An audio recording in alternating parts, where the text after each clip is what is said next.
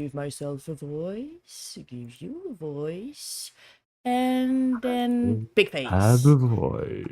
Pew, pew, pew, pew, pew. Hi. Well, there we are. Jesus, I'm so close. I'm gonna go back. Well, gee. A good thing I just shaved. Okay. Good morning. Hi, everyone. Hi, Kenny. Happy to see you here on this wonderful evening, I guess, for you and for Ben. Today, I'm gonna do my own intro. Oh, that's a good one. Today on DevTalk, we are receiving a guest. We are having a guest. After you say it, like we don't usually have a guest on DevTalk. Like it's well, I mean, okay. I'm shutting. I Well, said you're gonna do the intro. I'm just shutting. Yeah, I should do it more Larry King wise. Today on DevTalk, we are having a wonderful guest. His name is Ben. Surprising. The reason why we are, surprising. It's indeed. not written on the As Jess just said, I am doing the intro that was said before we went live. And I'm having a control issue. Yes, there you go. So you can see how Jess feels when she's not in control. That's how she feels. That's how she reacts. Seriously, we are having Ben, who is a wonderful solo dev that we met on Reddit. And from what you can see on screen right now, he's working on the game Zon. Are we saying I'm gonna it say right? Zon every time. What? Are we saying it right? Because I like to say it with like I'm guessing. two like Zon, like there's Zon. There need to be like the Inception womp with it, you know? Absolutely. Hi, Ben. Welcome How are in, you, Ben. Very well, thank you. It's really long, but we did it. So welcome on DevTalk. Would you like to introduce yourself? No, we've told the world your name and written it underneath you to be sure that everyone knows your name. But who are you? Where are you from? And what is? Oh, you don't like when I do that. What is song? Yeah, no, I mean it's fine. Okay, what is song? Yeah, fantastic. So my name's Ben. I am from the UK. I've been a dev for around 5 years now. So I started coding during COVID. Oh, sweet. Yeah, so it was quite a. So I left school. I'm quite young, so I'm 25. Oh, you're so young. I'm getting older. Aren't we all? Yeah, so I came out of school like 10 years ago. I didn't really know what I wanted to do with my life, so I kind of just went along, flip-flopped from thing to thing. I did actually study. I didn't study anything because I left school, didn't go to college, didn't go to uni or anything like that. But I did go and start working in marketing, funnily enough. But it was quite traditional marketing that I did, and there wasn't really much like modern stuff that I learned. So I actually worked a year at the Royal Shakespeare Company. I don't know if you're familiar with that, but yeah, you know the Royal Shakespeare Company. Yeah, I do. Yeah. So there's quite well. That's something to put on your CV. Jesus. Yeah, absolutely. And yeah, that was fun. I only did that for a year because it was a fixed term contract. Okay. And I was like a marketing grunt, kind of doing all the jobs no one wanted to do. Although saying that, no, I did do some interesting things there. And then it was after that I had a job working from home, and I kind of got to the point where I'm like, this isn't really what I want to do for the rest of my life. So I want to learn a new skill. And I thought, I've always wanted to make a game. So it was during COVID. I had plenty of time on my hands, and I was like, you know what, I'll give it a crack. I'll learn to code and give it a shot. So I ended up doing some very beginner level programming. Started with JavaScript in like a web editor and made some very janky stuff. Moved on to the Unity engine, made some games, and then I actually managed to get my first coding job through developing a game. And yeah, my most recent professional experience, I was working in cybersecurity. So I learned a heck of a lot through that job. So much so, I thought, you know what, let's give making a multiplayer competitive game a stab. Because technically, it's probably one of the hardest types of games you can make from a technical standpoint. Yeah. Yeah. Yep. So I thought, you know what, to challenge myself, I'm gonna give it a stab. And that's what spawned Zon. Yeah. So it's been a game that I've always wanted to make. It's a blend of multiple different kind of genres that I don't think has really been done before. It's quite simplistic looking, which I need it to be because I need to not spend fucking sorry, I don't know if we can swear. Yeah, go ahead. Yeah, don't worry. Go ahead. Okay. Yeah, I don't want to spend fucking weeks coming up with new sprites and new artworks whenever I want to add something new. I just want it to be quick, simple, and easy to implement new things. So, and marketing, so that when you're starting doing your game, you need to do a bunch of small ones before you get one that hits somewhere. So don't do like your host right now and take 6 years for your first game. Exactly. I mean, from that standpoint, he did start with a multiplayer competitive game. I mean, yeah. So I'm kind of going balls deep, but at the same time, I have made previous games as well. So I have got a couple of games that I've done that like I never properly released or anything like that. Like you can play them online. I maybe should have shared them with you beforehand. But yeah, there are. I have had experience making games, and I do think that I'm quite like game design orientated. Like I know I've been playing games since I can remember, and I've got a very big passion for them. So if you want to share them in the chat, go ahead. Sure. I can do that. They're not very good. Just to warn everyone. Well, I mean, like everybody has to start somewhere. Yeah. Since we're still in the inception phase of our discussion, but you're only 25-year-old, so I would be curious to know what is the first game that you remember playing. So that's a really good question. I think the first game I remember playing is probably Fable. Oh, sweet. Oh, geez. Fable, yeah. The first Fable, or you're not in the generation where his first game is gonna be like a pixel art or no, Zelda. I know. I mean, the first Fable, I mean, probably has been out a while when you first tried it, but yeah.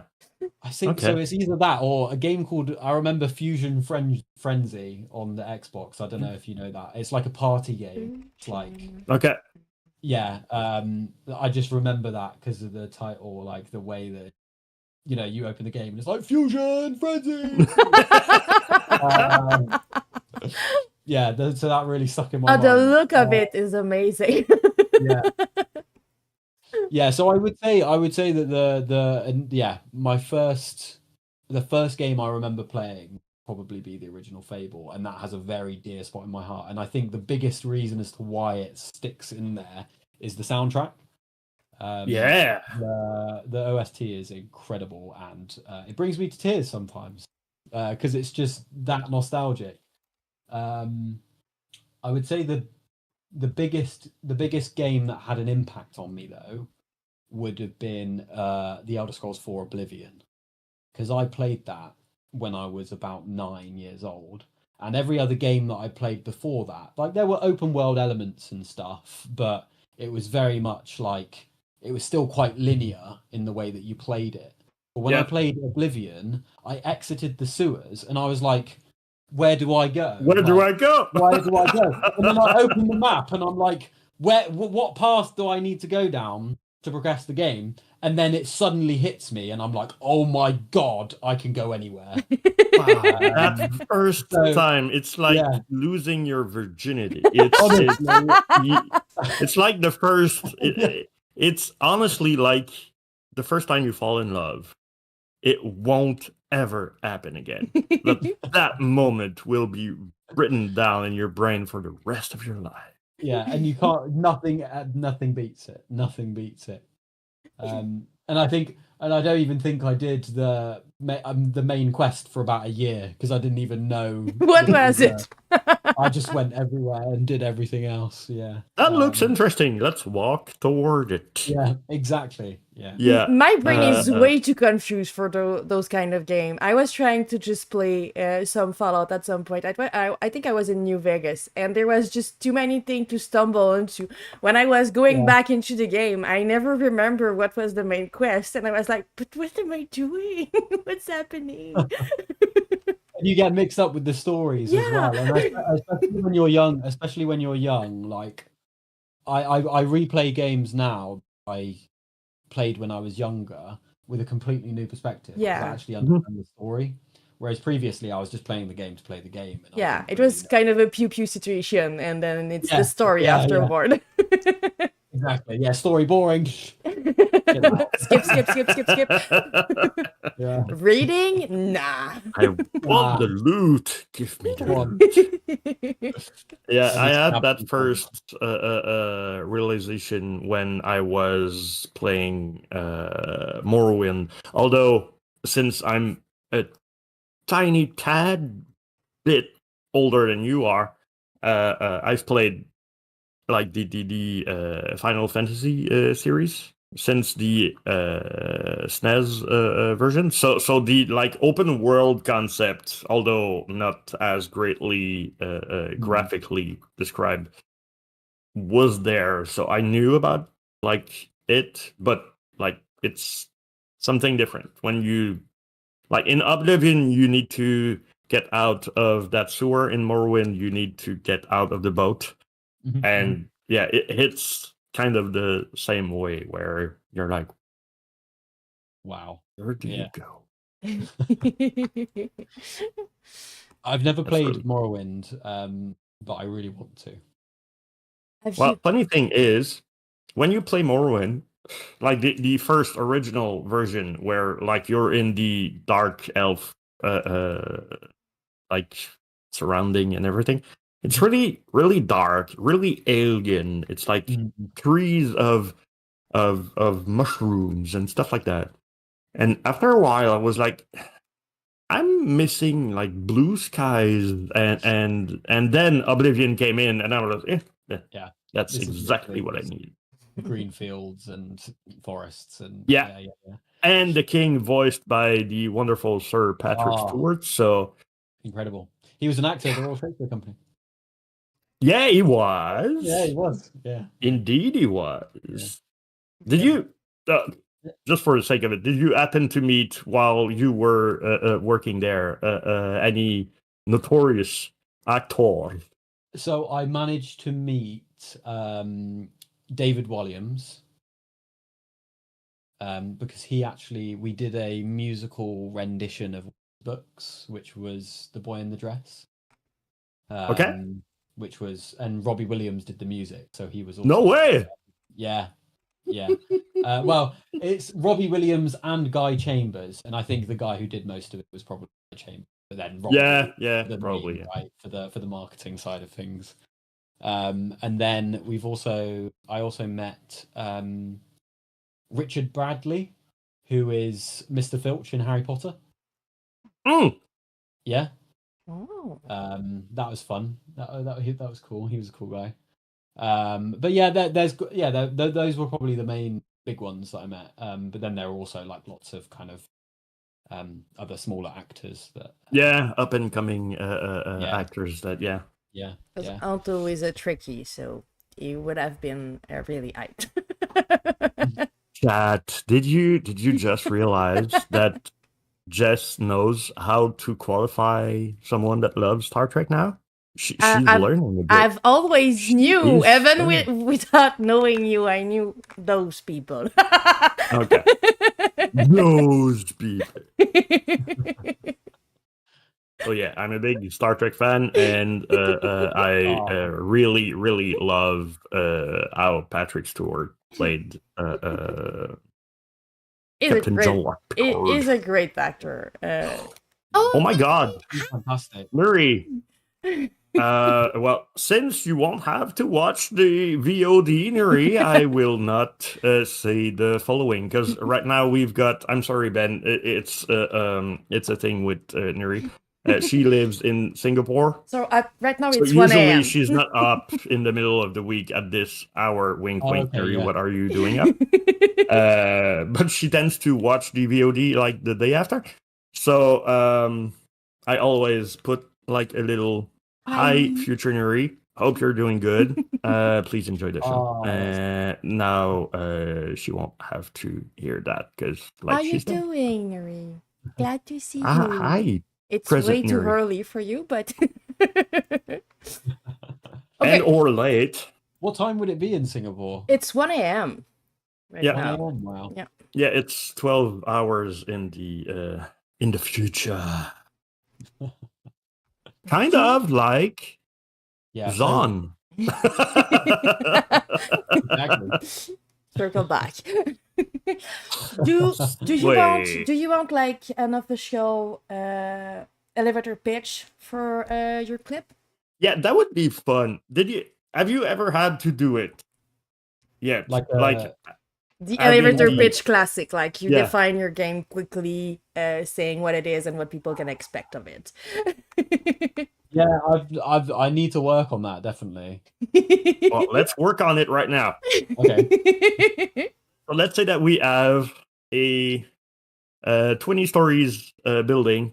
We just entered the elevator, and I'm gonna play the role of super rich CEO of a publisher company. And let's say Virgin, since you're from UK. So and you have like Virgin. 30 to 45 seconds to pitch your game to him. It's funny because I feel like when I first came up with the idea, I'd be so much better at doing that. But now I'm like deeper in it. It's like, there's so much complexity to it. I can't just come up in a minute. But I can give it a whirl.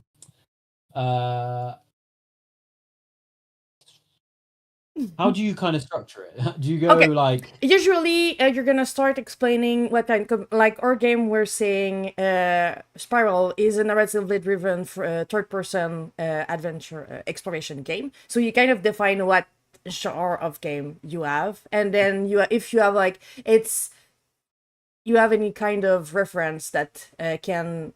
hook the person, like it's kind of a Firewatch or Right Remain a Vivid Finch kind of game, but on top of it you have, and then you give your key selling point. So you could say it's kind of that game multiplayer, but you have that is special, that is more than the game that you're referencing. So you're defining your game quickly, making ref so people can understand what it is without you explaining it for like 3 minutes. So usually it's the way it is. It's like a couple of sentences, a bit what you have written on your Steam page. So it's quickly explaining and making an image so people can understand without playing it. Okay, so shall I just memorize my short description? Kind of. Look at Jess giving all the cheat codes. Yeah, so I think the main thing that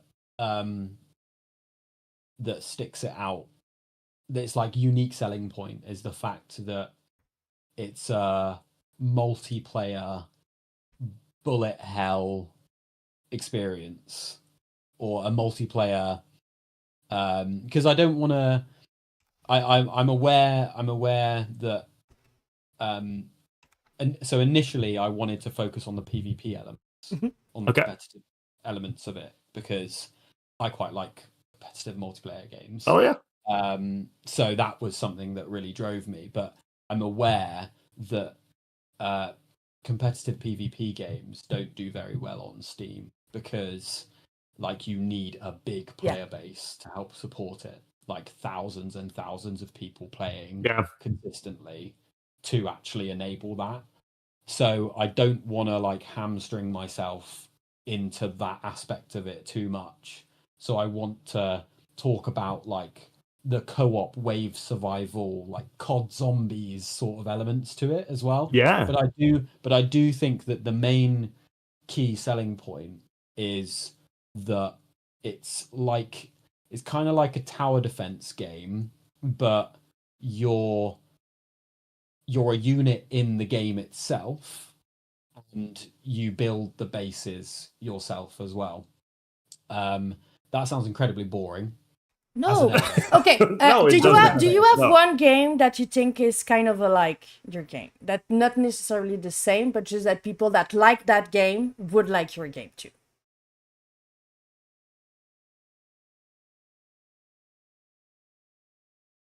All my reference are way too I- old. Yeah. So I think a good example. So a couple of the games that inspired this game is initially a game called Kingdom Rush. Okay. I don't know if you know Kingdom Rush. No. So Kingdom Rush is a tower defense game, Okay. that again blew my mind when I was a kid, because it's really stylistic, and it's really fun, and it's a tower defense game where you can build barracks which actually have troops that spawn on the path, and then you have a hero that you can move. It's really fun, and I really enjoyed it. But the difference to most tower defense games is that you actually have the units on the path, and then all the upgrades for the buildings are interesting as well. And then another game that's influenced this is also Orcs Must Die. Okay. Yeah, I know that You know one. Orcs Must Die? Yeah. Yeah, so Orcs Must Die is third person shooter, but it's a tower defense game as well, because you're laying the traps, and you've got the orcs coming in all different types of paths, and you have to block certain paths and set up certain traps, and the traps have synergies, but then also your character has upgrades that you can use to impact the game and defeat the orcs. So it's kind of like a blend of those Okay. kind of games. So- But then there's also the added multiplayer. I aspect of would it as well. go with for like an elevator pitch. I would say like Zon is a Orc Must Die fast-paced bullet hell game for 1 to 6 player online, playable solo too, in both co-op and PvP mode. Build, upgrade, and defend your base while trying to take down the enemy. Battle other player, AI and me, dodge bullet, and use powerful weapons to survive and win.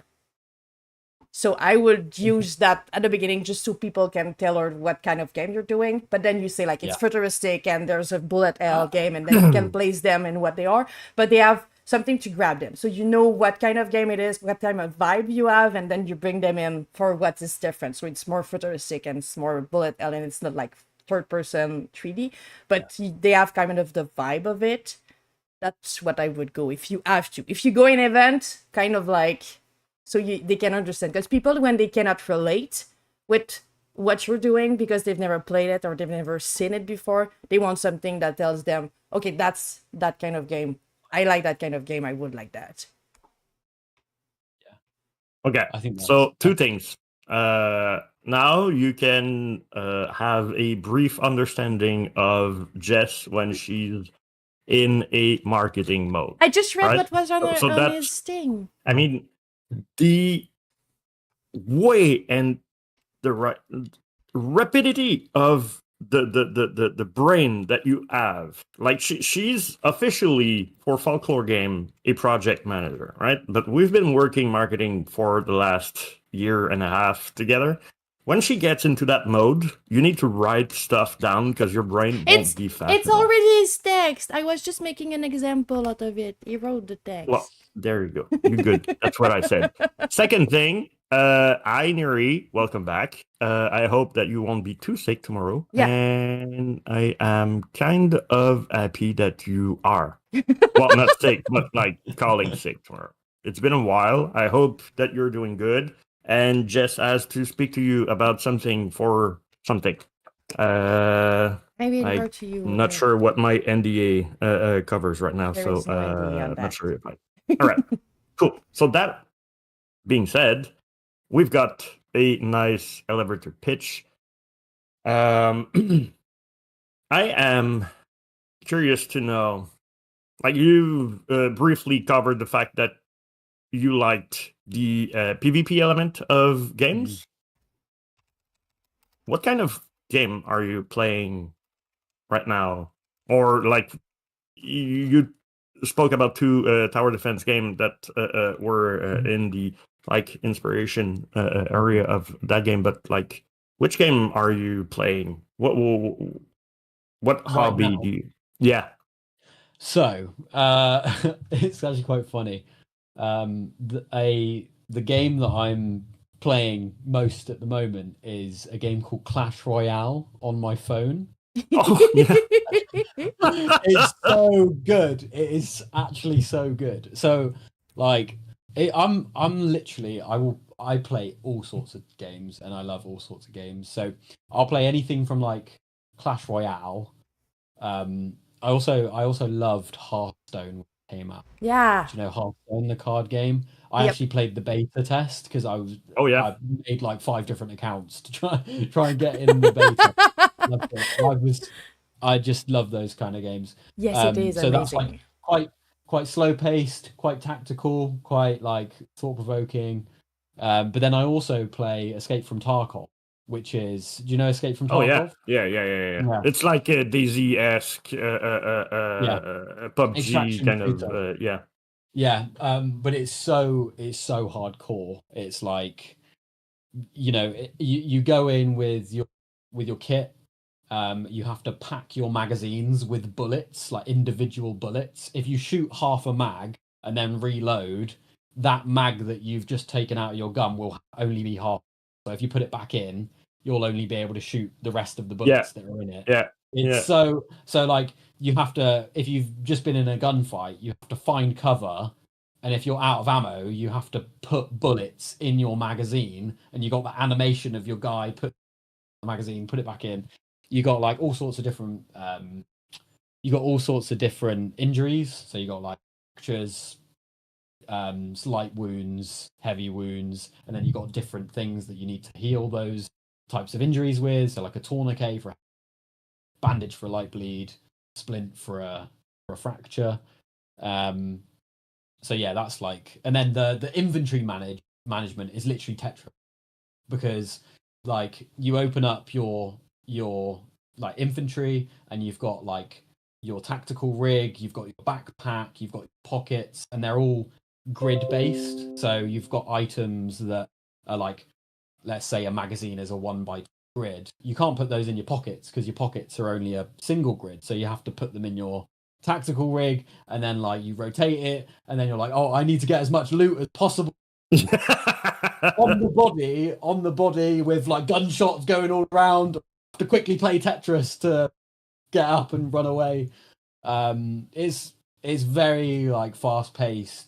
Well, it's not actually fast paced. It's fast paced when you're in battle, but the maps are very big and there's not many people that spawn into a map, so it's very like methodical. And when you engage someone, there's no hit markers and there's no sound to make that someone makes when they die. Like they do go like, oh, but you need to be close enough to hear it, I guess. So exactly. Me or Nuri are gonna hide in the back because we're not gonna survive. So I'm gonna be with you, Nuri. Okay, we can stick together and hide somewhere. Then when I die, you just steal all my loot and then right. get out. There you go. Cool. But if you died, it means that someone is aiming at you. So I don't really want to go close to your body. I'm gonna let it there and not go close. I'll die, and then when they go to loot my body, you stay there and you just shoot them in the head. Perfect. So you're the bait. Thank you. That's really grateful of you. I'm the bait. So Nuri is gonna take care of like Nuri and Jess will take care of the house, from what I can understand. What do you mean by that? Are you I'm just saying reading. She's gonna that clean as the grass woman braid, we're gonna be taking the one in the care- house? I knew that I was digging a hole. It's fine. Have you played, out of curiosity, have you played Hell Let Loose? I haven't, no, but I've heard very good things about it. Yeah, it's Yeah. not as deep as Tarkov, Yeah. but the like Community side of realistic things. side of it is really, really, really engaging. You have it's like a PvP game in which you really need to talk with your team because otherwise you're gonna die. And like there's different scale. You can like there's one general who can like do stuff, and then there's like squad leader, and then you've got your squad. It's really fun, really fun. It's very community driven, isn't it? It's like Yeah. So the funny part of it is when you actually like play your character. So there's like a bit of role playing in it. So you end up on a battlefield, and I usually play medic because I can't shoot shit.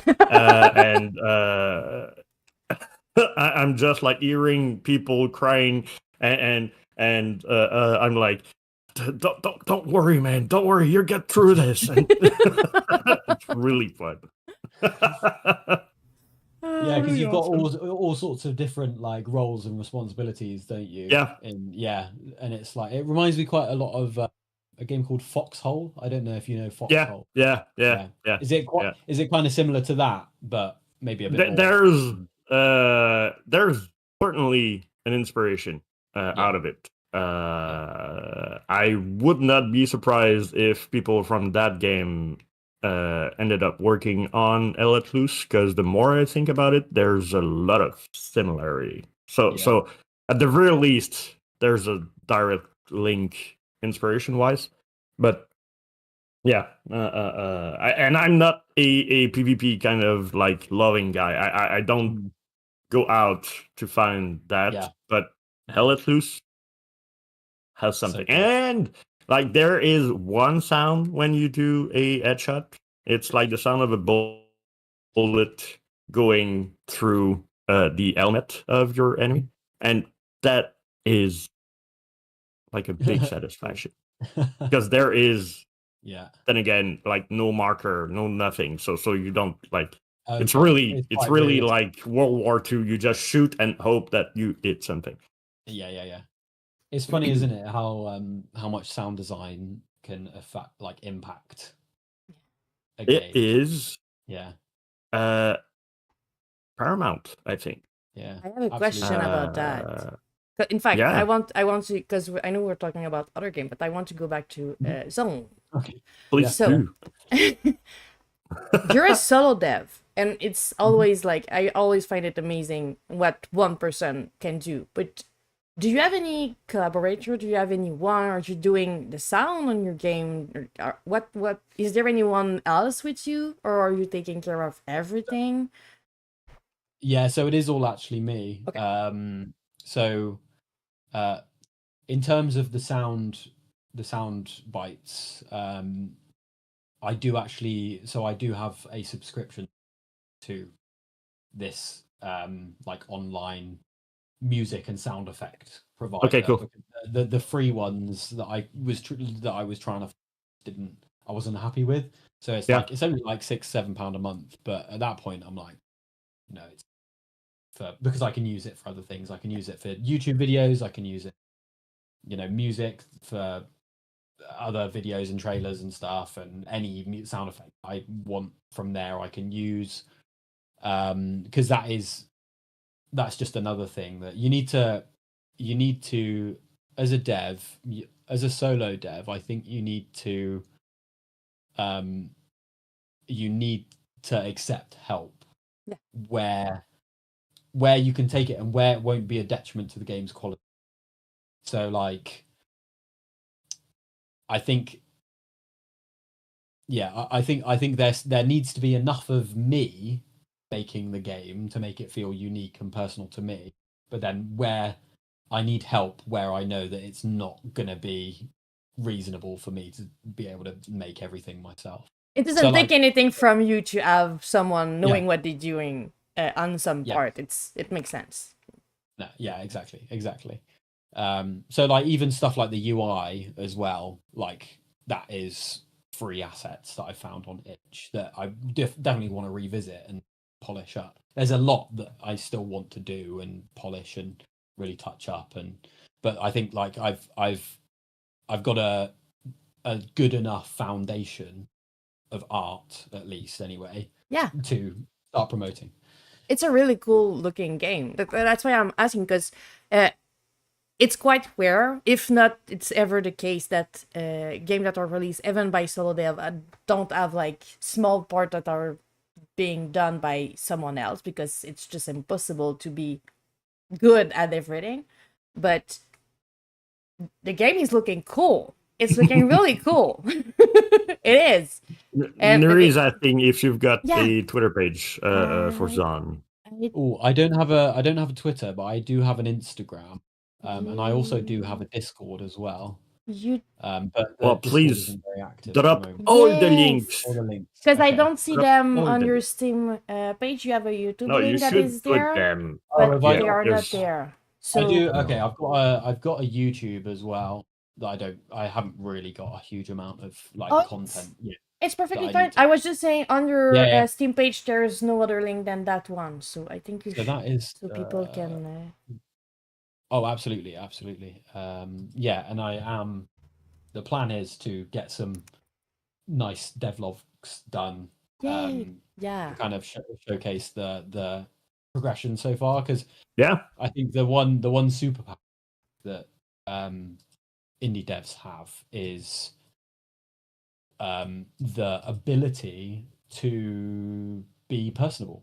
And sell your personality as well. When you get to AAA studios, man, you can't. There's no like one individual personality, like even talk to or like get a really in-depth, transparent look at things. There's multiple person behind one account, and all of those person are drilled to answer the same way, so they cannot be identified. So well, I think when there's just so much money involved, I have a friend in a AAA studio that I've talked to, and I'm like, why don't you just be a bit more transparent? And they're like, because us communicating with the public affects our share price. So there you go.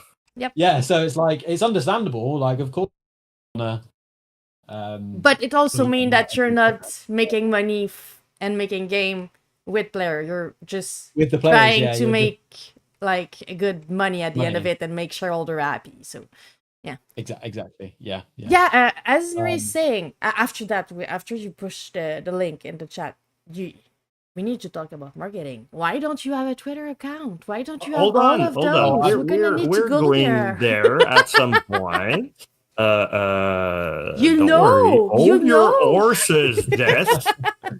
Absolutely, yeah. He has a game to make. He's alone in this. Don't put pressure on him. I'm not. Jeez. I'm not. We were talking beforehand that about marketing, and he knows how important it is. So it's not about you need to do it now. I know you're making a game, but it's more important. It's more what's the plan? What's the plan? How are you looking at it? What's the step? Like it's a cool subject. I love to talk about marketing with small indie studio, and even more with, like I was saying earlier, with solo dev, because when you're making a game and you're alone making a game, there's absolutely no one taking care of that side. So you need to take care of that side on top of making the game.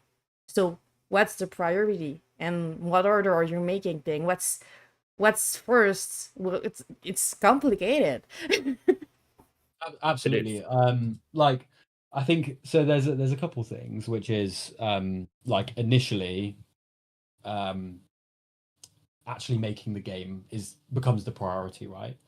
But now I've kind of got like a foundation of marketing material that I can use. Absolutely, the plan is to start pushing stuff a lot more.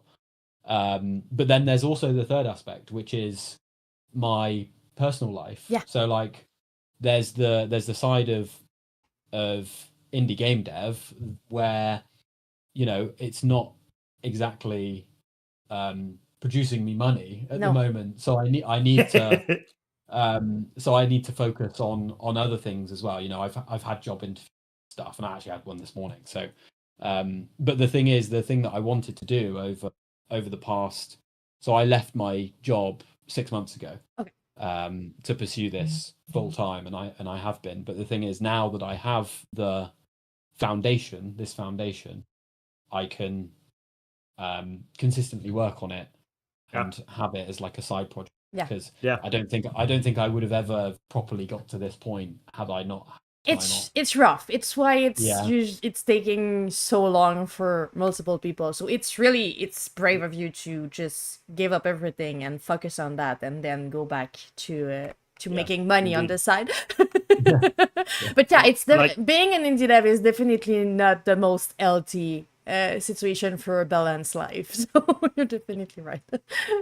I do think that it's actually the exact opposite of from what we've heard. But all the dev that we spoken to have a different way to qualify it. But one of the common denominator in all of those is the fact that when, like you asked, what's the balance between like life and work? It's like non-existent. You are either working on it or not. There is no in between. Like it's like the Yoda quote, like you either do or you don't try, or something like that. I'm not a Star Wars fan, I'm sorry. Do or do not. There is no try. Speaking of which, though, the reason why you're here right now is because I found I found your game on Indie Dev, or like a subreddit, and I've kept an eye on how it went over there, and it went quite well, actually. You had a great reception when you did your post there. So I'm guessing that your like wish list count must be going up, right? Yeah. So I've so funnily enough, during the sale, the wish list counts were being paused. So all the analytics on the wish You're list right. were so I only got them through like yesterday. But I've got so since then I don't today, but I've got like 150. That's good. Which I don't think is bad for No, it's actually really good. I mean, like, okay, I'm gonna talk from our perspective. Yeah. At release, we had a way bigger amount of wish list, but most of them were like a couple of years old. Yeah. So like the amount of wish list is, I think, impacted by when was that wish list added, right? Yeah. It's important. So there's like a quality to the wish list, and even on Steam side, there's a quality to it. And we've started working on our project, and we've released a Steam page in 2019 or 2020, I'm not sure, and we released the game in 2024. We had at launch we had 20K, but we reached like the 2K in 2022, I think. So or like conversion rate is really shitty. It's like the worst ever. It's like a joke. They're telling you like the usual conversion rate, and like ours, it's funny. we're laughing at it because our wish lists are so old that people that don't remember the game, they don't really care anymore because it's been They too long. died Yeah, maybe they of died. age. So that's Did something. you know? Go ahead. Sorry. No, go ahead. carry on. I was just gonna ask. Do you know if you had any premium time on Steam front page, like it on the? We were in the popular upcoming when we've Okay. released the game, but we released like around Copycat, Tiny Glade, and game that are really in our vibe. So we were kind of drowned into it because they were way more popular and waited for than us. But most of our wish lists have come from event we've taken part. And I'm not talking about Steam Next Fest, and I'm not talking about those like specific Steam event. I'm talking about more independent Steam event, because those big one have too many people in it. So the biggest thing you can get to have visibility is like Steam event made by particular, but that have front page at some point. So it's kind of bigger event. It's not so small, but it's usually more difficult to go in. Because... Yeah, you've got the exposure without the drowning factor. Yeah. You while we're giving hints, you were talking about the Steam Next Fest. If you plan on being Do you know? Yeah. on that. No, it's not if you plan. You plan on doing it, but you can do it once for a game. So that's important to know. Because in a 6-year production, sometimes rules change, and then you're getting fucked. Because we did it so long ago, and then we could not when we were going to release. liiiivee! Hi, coucou is the new hi, bonjour from Quebec. I like it better that way.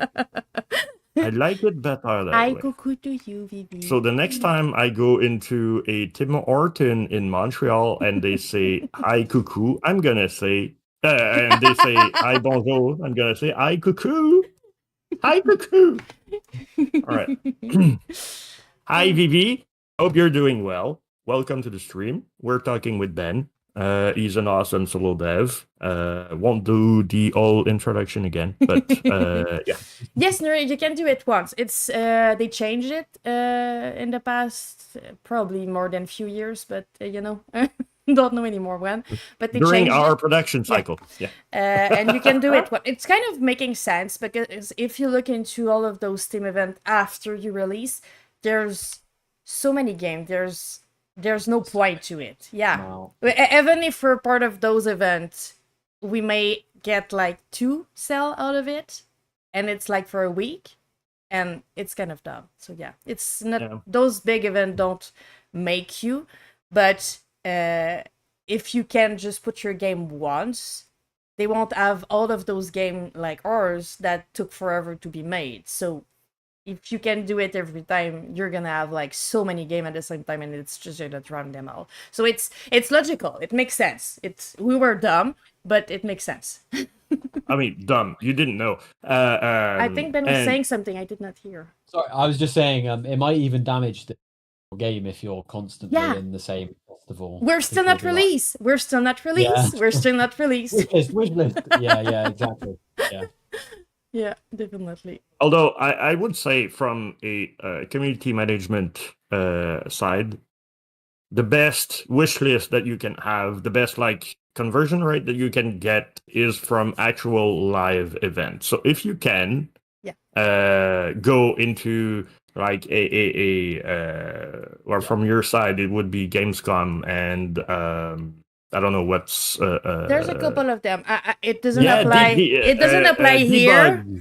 It doesn't apply here, but there's Adventure X that is in the UK that we wanted to be part of, but we cannot because we need to go and it's too far and we don't have the budget for it. But I think it's more narratively driven game for that one. But I think there's a couple of that like that. Yeah, there's one. Yeah, there's Develop. Yeah, there's one called Develop in I don't know where it is. Oh, it's actually was it in Bright something? Yes, Brighton. Brighton. Yeah. Yeah. The dev that we had a couple of weeks ago went there recently, or like I've seen posts of them driving up there. Yeah. There's These an are all things I need to do. WASD. What I really want to do, what I do want to do, that I think will be pretty big, would be to get a playable demo of the game Of course, to run on a Steam Deck as well. So I can take a Steam Deck to some of these conferences, just go, oh hey, check this out. Yeah. Play it. And usually all of those events have like a part where you can apply as an indie and there's less fees or no fees at all for a boot. So sometimes they do that. Or you can reach out to them and ask them if they have like some indie selection or something like that you can showcase and have like a physical boot. But if you can have that Steam Deck thing, it's really cool. There's not as many games that have that Steam Deck stamp. So if you can have that, it's making you like in a smaller selection, so it's really cool. Yeah, absolutely. All right, before I forget, and we move on to another subject, Ben, I would strongly suggest you reach out to Nuri directly. She was a big help on our community outreach thingy. She has a deep knowledge of how really. Come again? Nuri is talking about WASD, which is an event in London. So I'm sharing the page. But yeah, Nuri is the best. You can continue saying that Nuri is the best. Well, essentially Nuri is the best. So talk to her and.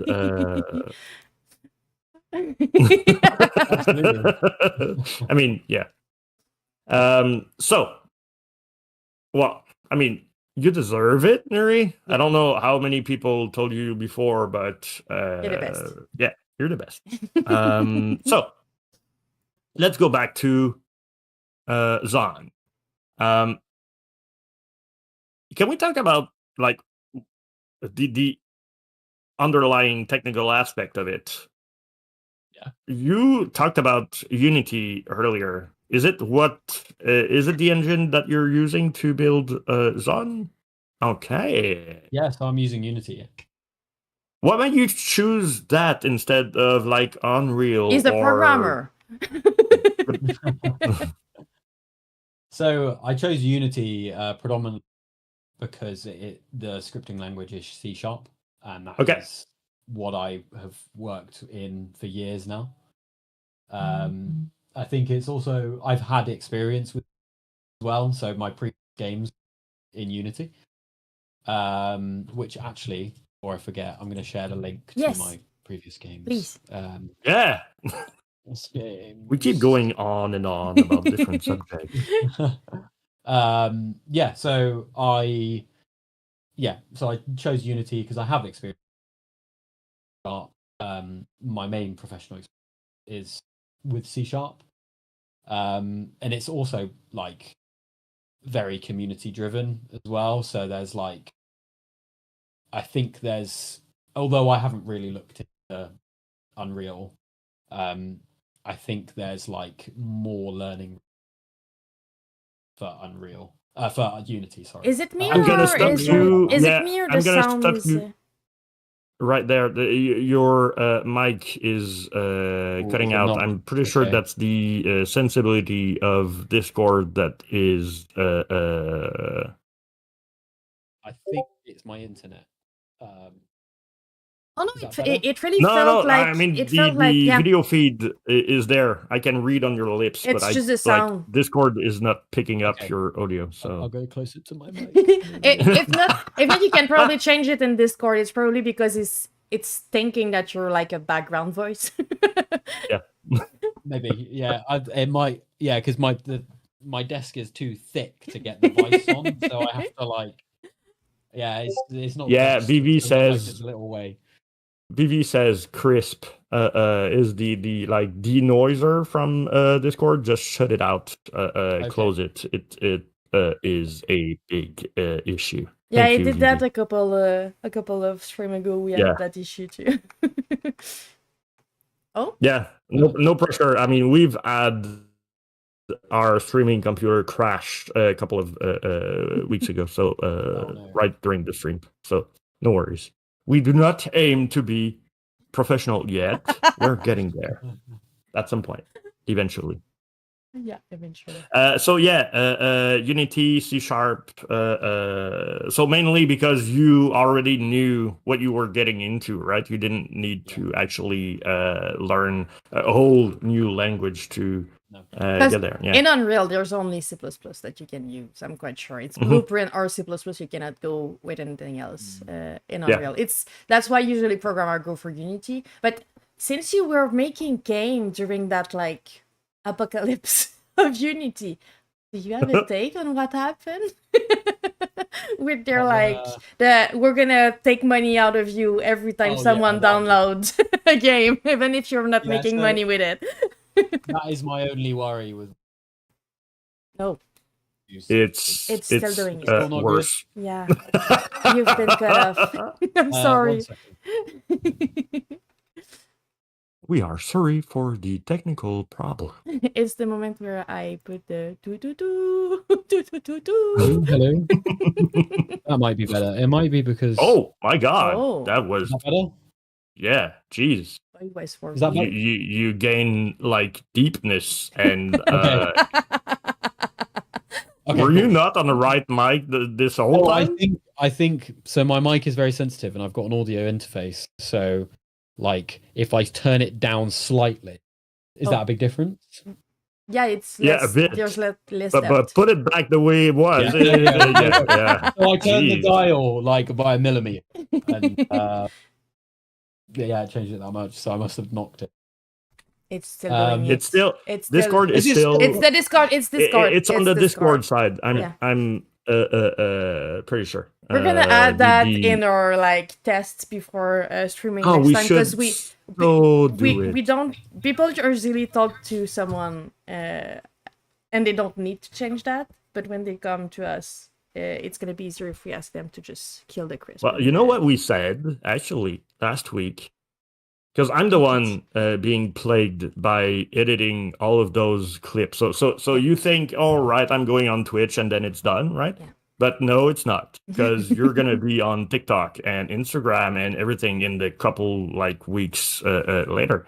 So I have to re-edit everything. And most importantly, re-listen to what dumb things I can say in a stream, right? I couldn't which is really funny. I will not listen to myself like that. So what we said is that we're gonna like step away from Discord for the next we need to find a way. Death stream because we're working like Discord. If you don't have Nitro and all, like if you're not paying, you're stuck at 720p, and now it's like 720p divided by 3 or 4 when there's so I mean the quality goes down really fast. So yeah, you're probably our last Discord guest. We're gonna find something. Zoom, the classic. Oh, I don't know. I get stressed out just hearing the name Zoom. Do you prefer Teams? No, I don't. I don't. Just the sound of it makes me anxious. Because of my last it's job, not great. I'm not a big fan of Zoom. Yeah, me neither. But we can just pay for Nitro too, so it's gonna be better. Yeah, I mean that could be an option. Yeah. You're the project manager, you decide. So Unity, C#, let's get down to that side of the business. Because you knew about it earlier. Yeah. We stated the difference between Unreal, C++. I wanted to add that I am actually trying, not right now, but I was and I will be trying to learn C++ with absolutely no programming language background. Okay. I learned after I started that I should have done what you did, which is like learn a more easy or easily understandable one and like go from there. But yeah. Now I think I'm it's already in it, so yeah, I think it's quite difficult because I look back on it, and I do think so. I started with JavaScript, yeah, which is a untyped language. So as soon as I started learning C#, and I'm like, oh, I have to define my types. This variable can't just yeah, be whatever I want it to be. That kind of threw me for a loop a little. So I do kind of think maybe, and I completely down how someone, but maybe I would have done better learning C++ first. I have to learn all of the most difficult coding, and then picking up Python like child's play, because yeah. I'm like, Maybe but I don't know. It's totally down to however one learns, like, and how things fit together in head. Yeah. Well, I consider myself kind of good at learning new stuff. So like I'm still having an issue. The main issue being like the courses that I opt on was said to be for beginners. So you don't need a background in C++. But what they meant is you need a background in the like actual programming world in a like relative sense. So I went in and I was like copying everything that the teacher was saying, and I'm like, I'm not learning shit right now. I'm just like being a monkey, and I'm Pressing paying to buttons. build whatever he says I'm gonna build. So um so that's when I like stopped, and I decided to go a bit on my own way and try to like teach myself some basic stuff. So I think there's I completely, for me, I have to see results quite quickly to feel like I'm making. Yeah. So like I find it incredibly difficult to follow intensive course where I'm basically building what teachers tell me. The way I learn is give me a tool set, let me see you build, and then I'll build something similar. And that's what I learned JavaScript, and I learned Garn coding train as my mic okay, but It's not it's at all. getting. It's okay. Let me go. Yeah, let's go to the less deep but actually working mic. It's programming conversation, so I don't understand any of it. So it's not problematic for me, but there's a lot of word that we don't get. No, that makes sense. That makes sense. Yeah. So I think I learned from a guy on YouTube called the Coding Train, who it was a JavaScript library with a web editor with a little canvas that it drew things on. And I literally I made paint, but it was only red, green, and blue that you could use. Just but that was my first month learning, and I felt quite enthusiastic about it because it's like, even though it's so simple, and I made some funny things as well. Yeah, I'm like, oh no, I can see myself making progress. Yeah. There you go. And I think that was the kind of that's how I learn, is like I need to iterate quickly. And when you're working with an easier language, it's easy to do that, I think. Yeah, I kind of agree with you. There has been some time where I texted Jess and saying, well, I don't know what I'm doing. I don't know, like, is it gonna be useful at some point? And then I managed to make a door open. And I'm like, oh my god. You're right. I did that. So like my funny title on our Discord is the window creator. That comes from the first time I extruded something from a solid wall, and I said, I am now the window creator.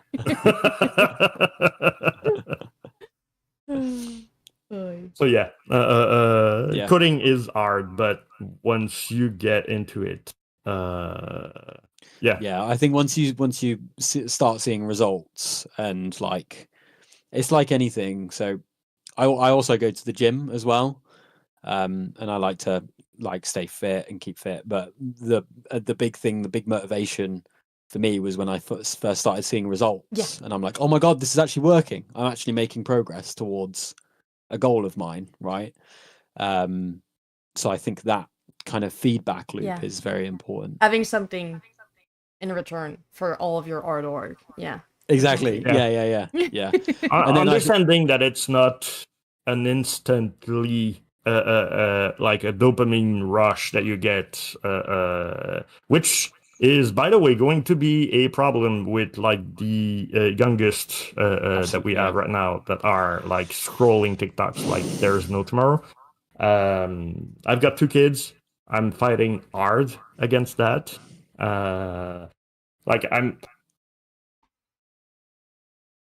As kids, they're inclined to go through Roblox and Salut Pichu! Hello, Pichu. And like games like that, and then like inserted Minecraft in it. And just last week, I showed them, like, you know, when you're watching YouTube videos when I'm asleep and I'm not in your like behind you saying stop watching shorts, you could watch Minecraft tutorials and they could show you how to build houses, you know? And like oh yeah, so I showed them, and like, it's been 2 weeks straight. They won't stop. They just want.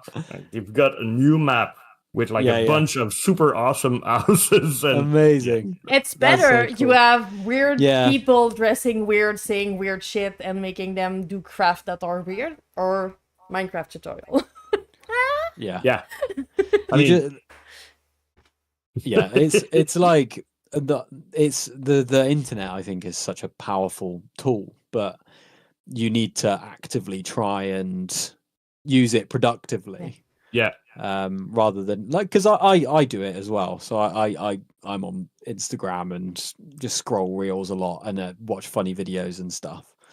But there's that. I also try and find some like intellectual things that actually make me think, and like where I can learn new things. But then as well, you face the problem where it could just be bullshit and someone's just making up stuff, and I'm like, oh, I don't know, I'm gonna have to Google this. I'm gonna take 2 seconds to do a French ad for your game. C'est pas un nouveau jeu. On est en train de parler avec Ben, qui est un développeur solo qui fait le jeu Jeanne. Fait que si tu veux, la Steam page est pin en haut. Fait que tu peux aller jeter un coup d'œil. Puis si tu veux wishlist, je suis sûre qu'il serait très content.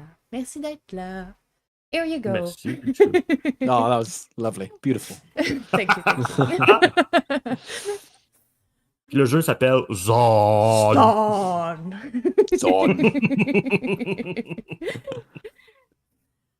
I swear to God, you should have something in your game like when you press start, it says Zone. So my girlfriend's brother is actually a voice actor. So and you have probably heard his voice before,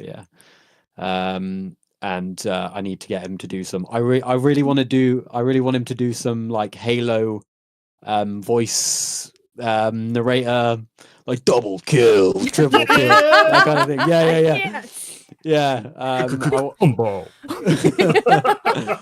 You need a deep voice over a trailer too to announce like just early 2000 where there was like a big voice on top of it deciding what's happening. You need to ask him that too. I need to like, so like a big aspect of the game that I really want to flesh out is the base building and have it be a bit more complex and the economy to be more kind of overarching and stuff. And like I've got one shot in mind in the trailer that I really want to, like, you know those trailers where it's like it's a shot of the base barely being built, and then it's a shot of it being medium built, and then it's another shot of it just being really big and loads of stuff going on. yeah. But then also like shots of, because it's multiplayer, like multiple players flying around the base and helping build it as well. Yeah.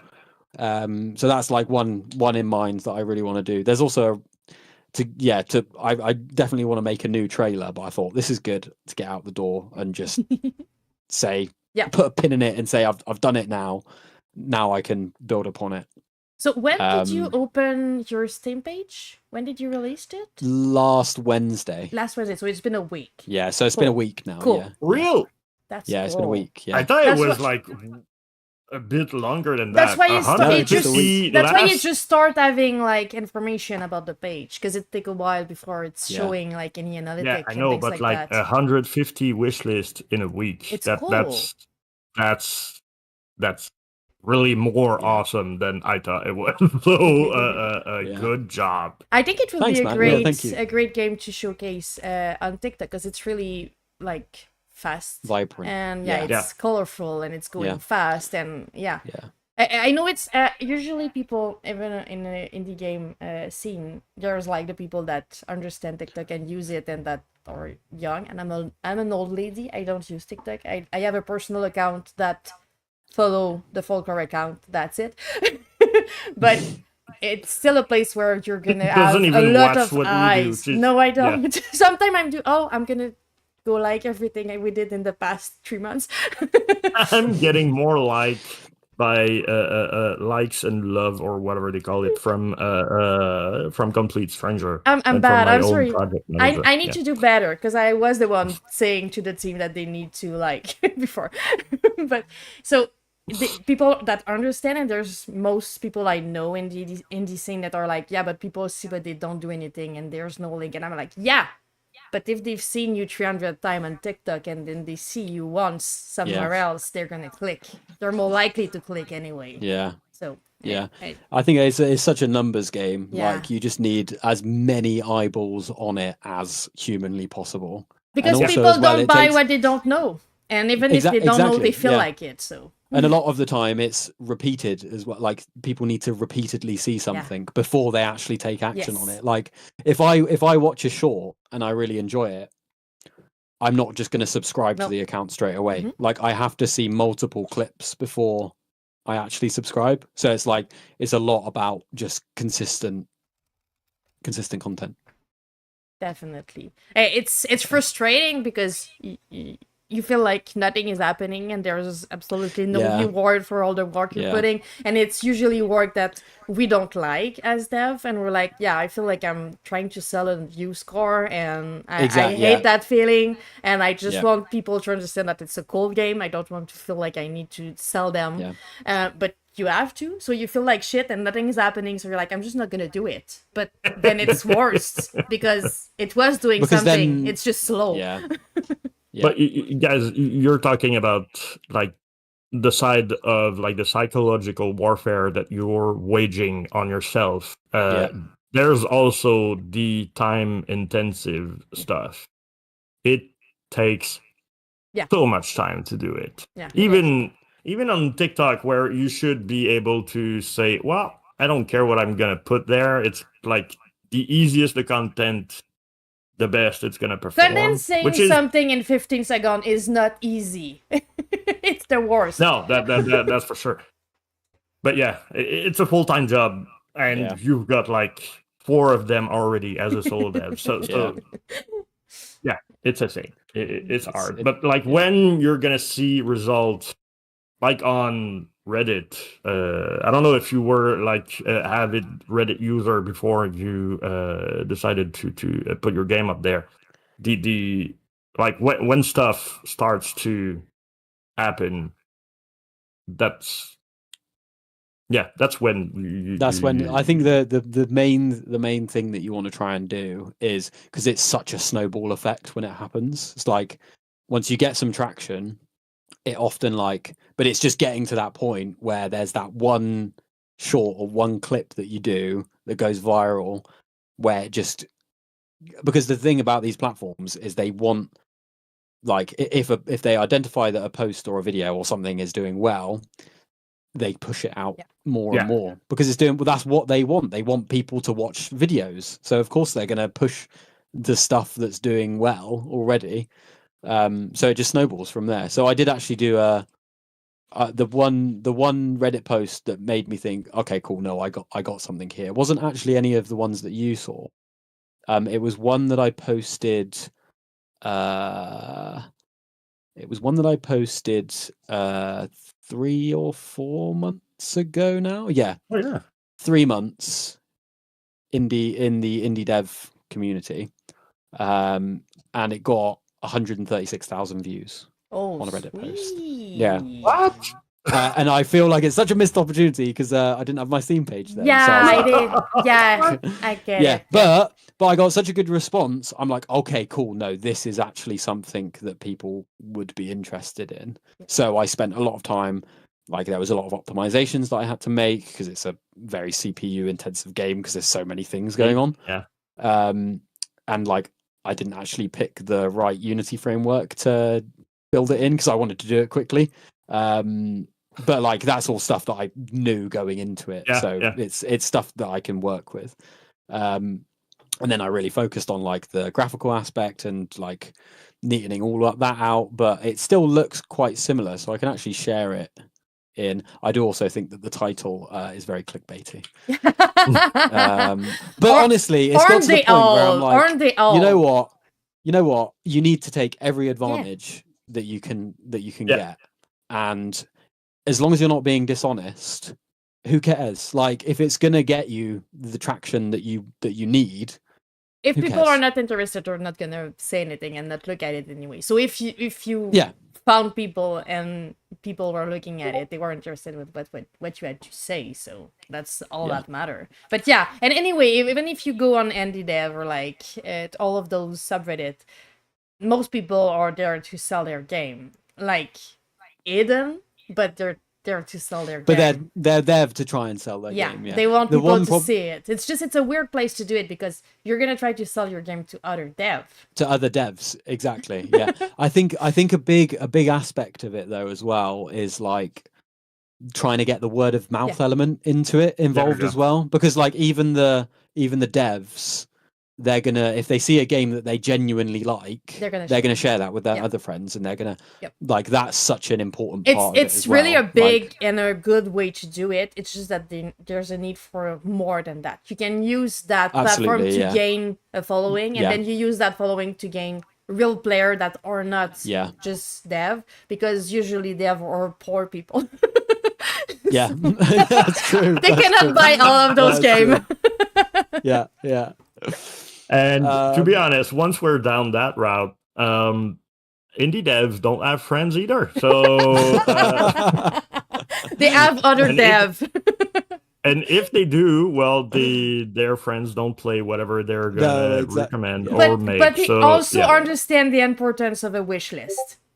So that's a cool thing. Yeah, because even if you've got low quality wish lists that won't actually convert, it's still a wish list, which adds to the algorithm, which then shows your game on the it's the difference between being in upcoming release instead of not showing up everywhere. So exactly. And also if your post on Reddit is big, it might show on someone else's page that are not in the dev place. Exactly. And a bunch of people that hang out in the subreddit of indie dev just because they want to look at what's gonna be next. New games, there are definitely non-game devs in there as well. Well, I'm technically one of them. Like last week when I posted we've got a hole in our schedule, please someone come up, and it went nowhere. Like actually nowhere. I've never had a post go that badly. Really? It's timing. It's word. Because I did the same thing. As well. Yeah. The good side of it is that like the feed came up with your game right after, so I was like, "Well, I'm already in it, dude." We don't know each other. Yeah, there are some really nice messages as well that I've had from people where it's like someone. There was this one guy that. So on my first post that went super mega viral on Reddit was I got a follow on Instagram like a week later, and this dude sent me a message, and he was like, "Oh my god, I literally haven't stopped thinking about your game for the past week. Really?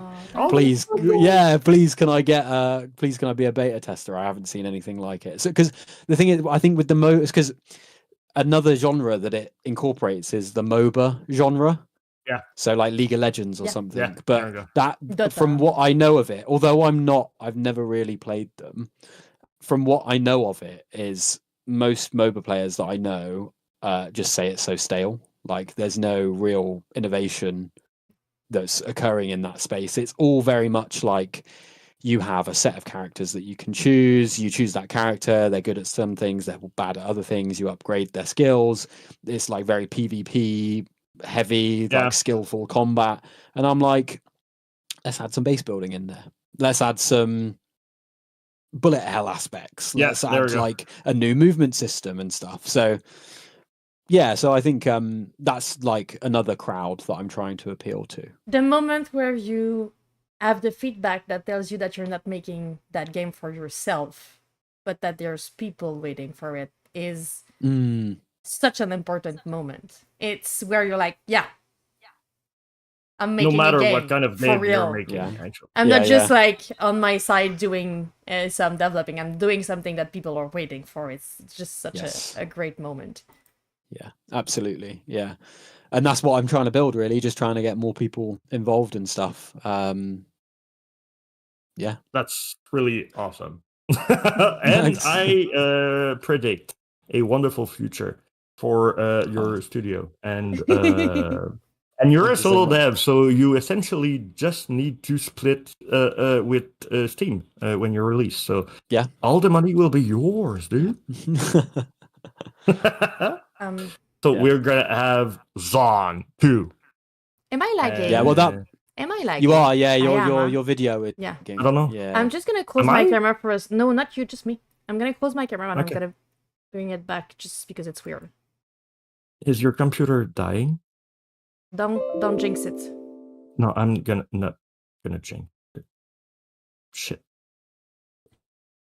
If her computer dies, the stream dies. Ooh. Yeah, we don't want that. Oh, hey, hi. Oh, there we go. We're Hey, good. We're hi. good. Hi. There we go. I'm back. And it did not break, so we good. Okay. I was just seeing myself in slow motion. All right. So, question. What would you define as being the hardest part of what you did up to now on Zon? Like, it could be technical wise, it could be personal wise, like the hardest challenge that you had to get through. I'd probably say getting to the point where I'm confident to market my product, basically. Because like all of the technical challenges, I think the longest it took me to overcome a technical challenge was about a week. Oh my. So it was like, and don't get me wrong, when those kind of things happen, I do slam my head against my desk. But can we get an example? Can we get like no, because of him slamming his head or of any issue? Nah, I mean, like, what's the latest thing that you had to fix and you didn't know why it didn't work? So the way that I've developed this game, it's not. So I was mentioning earlier how the way that I like to learn is through iteration and like quick feedback. Yeah. And that's the approach that I have taken to the game. So I took liberties at the beginning to try and get something quickly out the door. That I knew that they were liberties that I knew that I was taking. Which I knew that I would had to go back and revisit. So like a big pain for now is going back to old code to rewrite to support new features because it's just a mess. But like it's also quite but the reason why I did that initially was also for speed, but it was also because I hadn't touched Unity in so long, so I didn't know how to manage the complexity of the code that I was writing. But just because like Unity's framework I was unfamiliar with, whereas now like I've got a much more clear idea of how to structure things. So I'm like going back and revisiting things. So like there's loads of optimizations that you can make. So much so that I haven't even touched yet. So like, you know, there's things like you can imagine a gun in your game would need to shoot bullets. So you create the gun, and then for every gun, you create a list of bullets that you have that the gun can then shoot. But the problem with that is that for every gun you make, you're also creating 20 extra bullets, which has a performance hit because you're creating extra things and there's more things for the program to have to maintain and manage. So like in my game, if I have hundreds of drones, I've got 100 times 20 bullets, which can really slow things down. Optimization. Yeah, exactly. So like there's other approaches that you can take where you eliminate that factor, but then it also like decouples the need for a gun to reference its own bullets. So like instead you can have one big block of bullets, one big list of bullets that whenever something needs to shoot a bullet from, it can just grab it from this one. Yeah, there you go. From this one bullet, from this one list of bullets. So you've always got like the minimum number of bullets that your game needs to run. Because in my game, there's only ever like 100, 200 bullets on the screen at any time. So it's like, why do I need all of these extra bullets that are being spawned? Let's get rid of them. Like it's coming up with those kind of things. Yeah. Is it like, technically speaking, is it like every bullet on the screen would be like every class of every bullet on the screen, no matter how many they are, it's actually the same bullet that is being like produced or like shown on screen? Yeah, so it's like, so in Unity you have a concept called a prefab. It's called a prefabrication. So essentially you like in the editor you create this object that then you can provide to other scripts in your program to give a reference to, and then whenever you want to create one, like there's just a function that you call that's like create this thing. But so it's like so it's the same prefab essentially, but it's different instances of that prefab, if that makes sense. Yeah. Hi, Mama. So it always reads the hi, Mama. It always reads the code at the same place, essentially. I would guess. At least that's how Unreal and C++ does it. So memory address and stuff like that. Oh, okay, yeah. So it would be different memory addresses because it would be different instances. Yeah, because it would be different instances of the object. So it's like.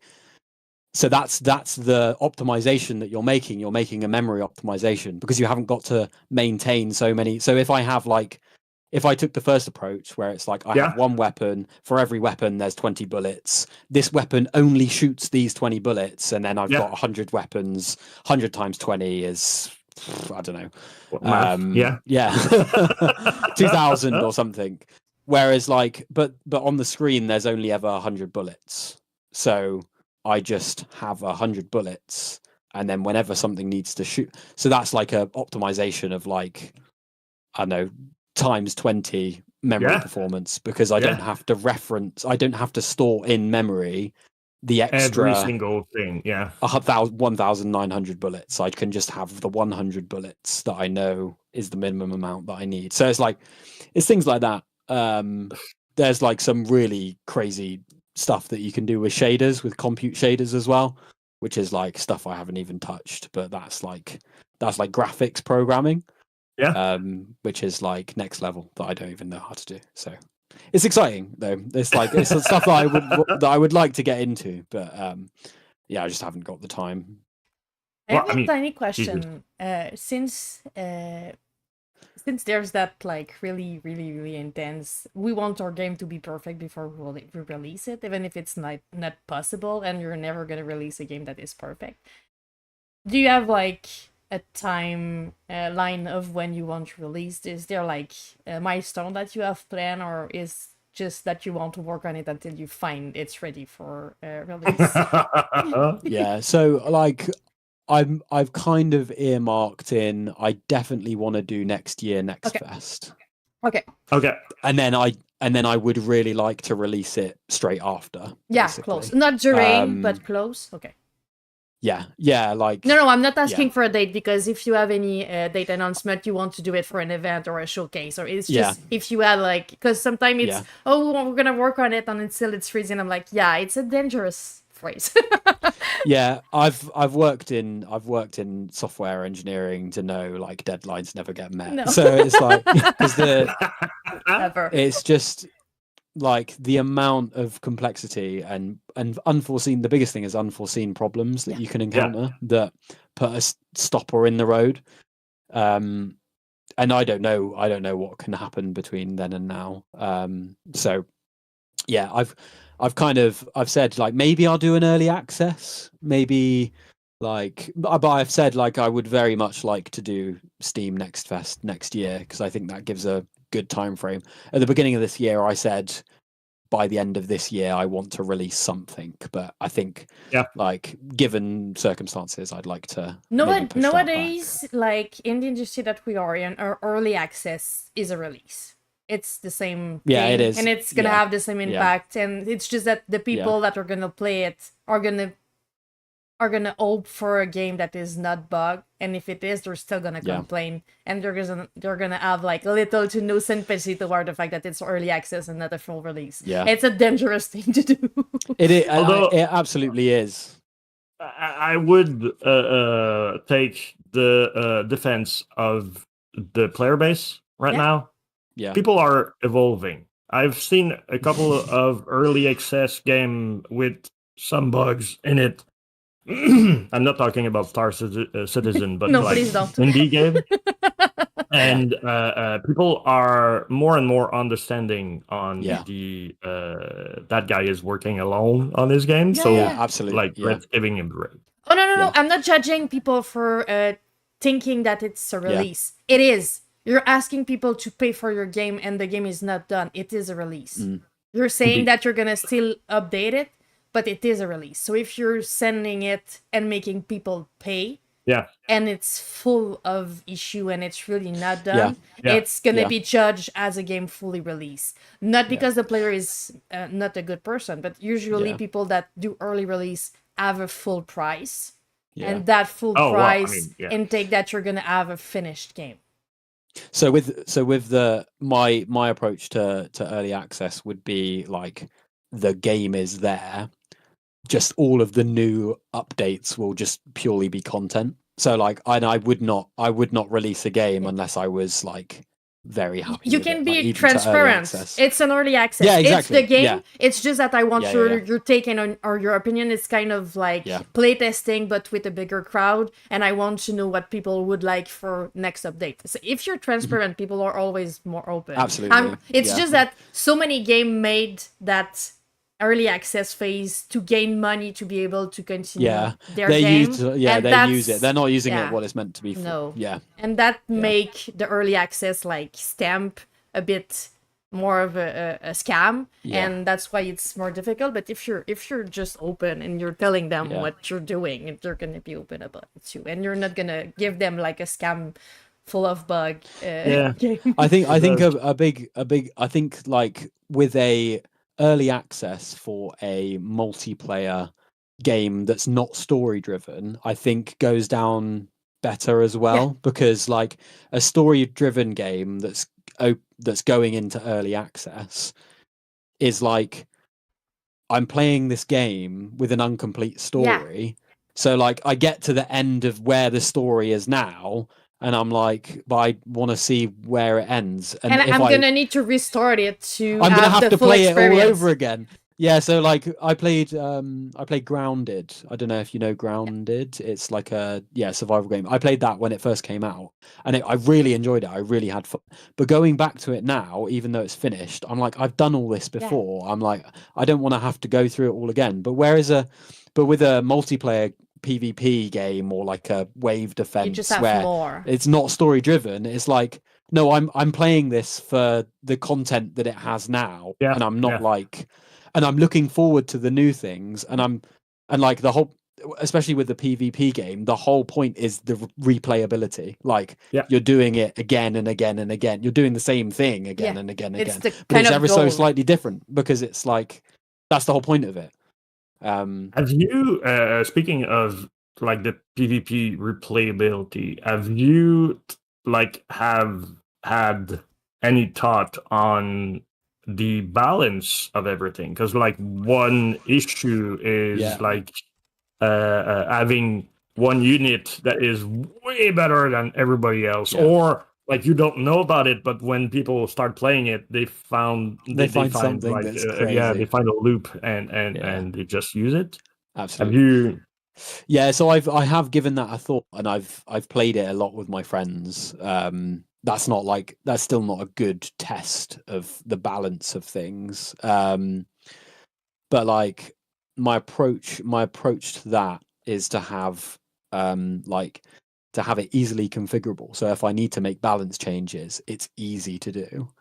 But then, at the same time, like another thing that's more technical actually. Is making the game feel responsive and fair from a technical standpoint as well, because it's actually peer-to-peer hosted, so it's not. Oh my! Yeah, so it's not server client, but it's using distributed authority. So it's like, so usually in a peer-to-peer game, you have you have one person hosting that's and that's everybody actually connects to it. Yeah. They're simulating the whole game, and then because in a multiplayer game, when you play a multiplayer game, when you're doing a server client game, your computer is just displaying whatever the server is doing. But in a peer-to-peer, one player acts as the host and simulates the whole game. But in distributed authority, everyone simulates a certain percentage of the game. So if you have 4 players, I simulate 25%, and then the other 3 simulate 75%, and then the other person, and then it's the same for everyone. But that makes it more fair because I don't know anything about it, but is it skipping your need to have a server that you pay so people can have access? That's basically why I've done it. That's cool. Yeah, that's why I've done it, because I don't want to pay for servers. Yeah, but it's also making sure that the people are gonna have the game forever, because you're not gonna at some point do, I don't make enough money, so I need to close a server. So it's letting people play. It definitely allows me to do that a lot more easily. Yeah, it's a good idea. Yeah. The whole stop killing game trend that is going on right now, you would fit right in it. And we're gonna go like super technical right now, but I'm kind of having an issue with the fact that every part of the game is being handled by every player. How can you, on a peer-to-peer network, make sure that everybody is at the same place on the game at the same time? That's a big challenge which you can't really solve. So it's still bandwidth related. Yeah, which isn't really solved in like traditional server client either. Like that's like it's definitely like there's a better solution for it in server client, because the server is the truth. Is the truth sayer basically, because it's like, so I don't know if you've ever played a PvP game where like on your screen, you headshot him. You shot him in the head. You definitely killed him. But he kills you instead. That's because the server says so, basically. Because the server, because you're not communicating with the server in enough time to get it to basically to headshot him. He shot you first. So he shot you first, even though on your screen you definitely shot him and you killed him. Or I ran behind the wall. I was definitely behind the wall. But on the server hadn't you hadn't told the server quick enough, basically, because maybe your internet dropped or like it didn't receive the packet of information. The latency issue, the latency issue, exactly, and that's the biggest problem when approaching a multiplayer game is latency is your enemy. So like in reality, any multiplayer game you play, you're all simulating your own game that's ever so slightly out of sync, but the server says like the server is the source of truth. Whereas in a distributed authority game, whatever you see goes.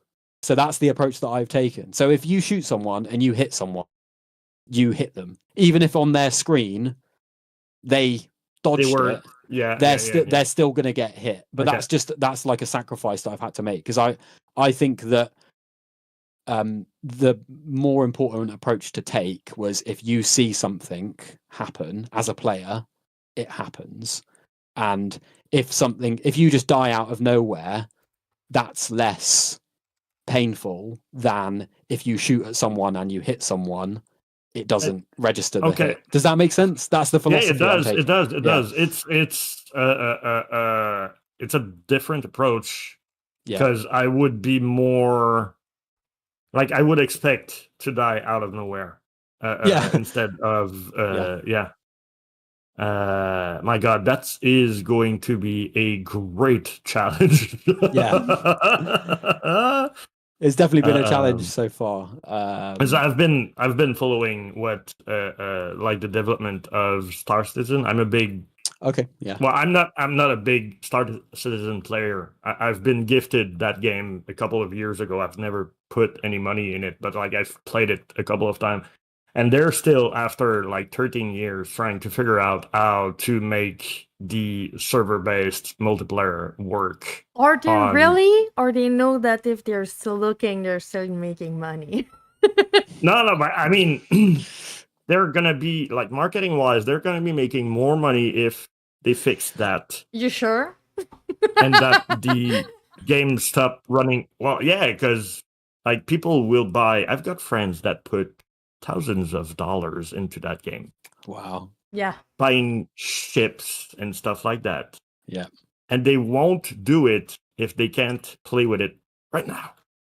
So they want it right now. And to make it work, you need to have a server code that is actually working, which is not the case right now. But they still put like that amount of money in it. One came out. Yeah, well, of course. I mean, they're gonna like, the expectation is that they are going to be reaching what they call the crowdfunding amount, which is people buying stuff in the game.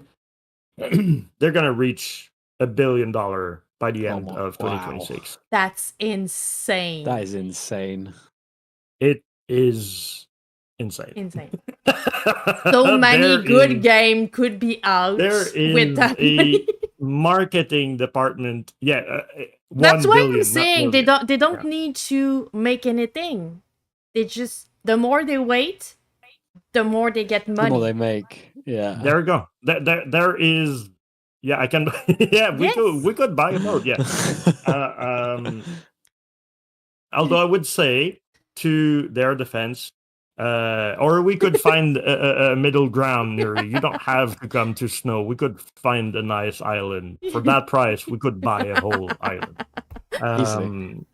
Yeah, to their defense, they are like really good with keeping their staff on staff, right? So with that cash, they can pay them so high. There you go. I hope they do. I don't know. No, they do. The Montreal studio is being bombarded by all the layoff that the other studios are getting right now. So they've got like, yeah. So there's like a good side to it, but yeah, the marketing team must be trying to figure out how they're gonna keep that money train running once they hit 1.0. So I don't know how they should be, like, they will be able to do it, but yeah, you know. I'm questioning myself. Have you ever thought about streaming, or probably yes, you have a YouTube channel, like just sharing with people your development of the game and the way you handle those technical things, because it's super interesting and it's really cool and entertaining to talk with you. So I guess that you making video would be something that bring people in. It's definitely something I'm going to be focusing on Okay. within the next couple of weeks. Yeah. I've also had another guy reach out to me about wanting to do like a similar format as this, but like as a YouTube video. So it's definitely something that I want to investigate. Honestly, speaking honestly, I tried to do it like a month ago, and I tried to set the camera up, and I just couldn't do it. I couldn't speak because like I mentioned earlier, like I have to feel confident with what I'm trying to sell. Otherwise, I just feel like I'm talking shit. I have someone with you. I was doing stream before Anto was there, and I was lonely, and I was like, but it's the same feeling as trying to sell old car. I'm talking to myself absolutely. about something that I feel that nobody give a shit about. So why am I there? Why am I doing that to myself? So I was not living it at all. But if you have someone else, it's kind of feeling like you're just having a co-working station and you're talking during that time. So you're working and you have someone to chat with. And you can also, if you have a Discord channel, bring people into your community, and then you can just work into that channel and have people coming and have question and answering them, and it can be like a community thing. I think it will be cool because you have a great voice, and I think like if you're working and you're doing like a TikTok and you're making short of your game and how you did it, like you do a double paddle, how you did it and what is the result, and you're talking over it could be really interesting too. So I do actually have one short I did do that I powered through and did talking about the whole like bullet optimization thing that I mentioned to you that I do actually have on YouTube. So because you're really passionate about what you did and what you're working on, and it's really cool to listen to. It's really engaging. So I think it's I would thank you so much. Officially go one step further. One of our guests, the Fullbox studio that did Block Shop. Thank you. Oh my god. Actually designed and programmed his game on Twitch. Yeah. So while he was working, he gathered his community, and he's a solo dev. But by doing that, he actually did a big part of his marketing campaign while working on the actual game. And he did it because he wanted to have always an obligation to work. So if he had a schedule and he had to stream at that moment, he had to work on his game at that moment. Yeah. So and then you've got eyes on you, holding you accountable. Yeah, exactly. And they're like in the chat, they'll be like, "Get back to work." So I would strongly suggest. And as there is saying, when those dev stream about their game, they don't always have to talk. Sometimes they just work. And if people open on the chat, you can like interact with them and still work. But you don't have to entertain people if there's no one. And when they come, sometimes they talk. And if they don't, sometimes they just want to lurk. But they still know more about your game. So it's cool too. But it's absolutely. I think it's going to be something that I explore. Yeah, you can ask your friendly neighborhood me, and I'm gonna be the happy co-host of your. Okay, with the only obligation is that when you are going to buy a booth at like PAX and or Gamescom, you have to take me with you. Absolutely. Everybody already know him because of the hat, so you'll make friends easily. My hat is famous, which, to be honest, is anyway. I'm wearing it. No, I'm like having trouble with verb.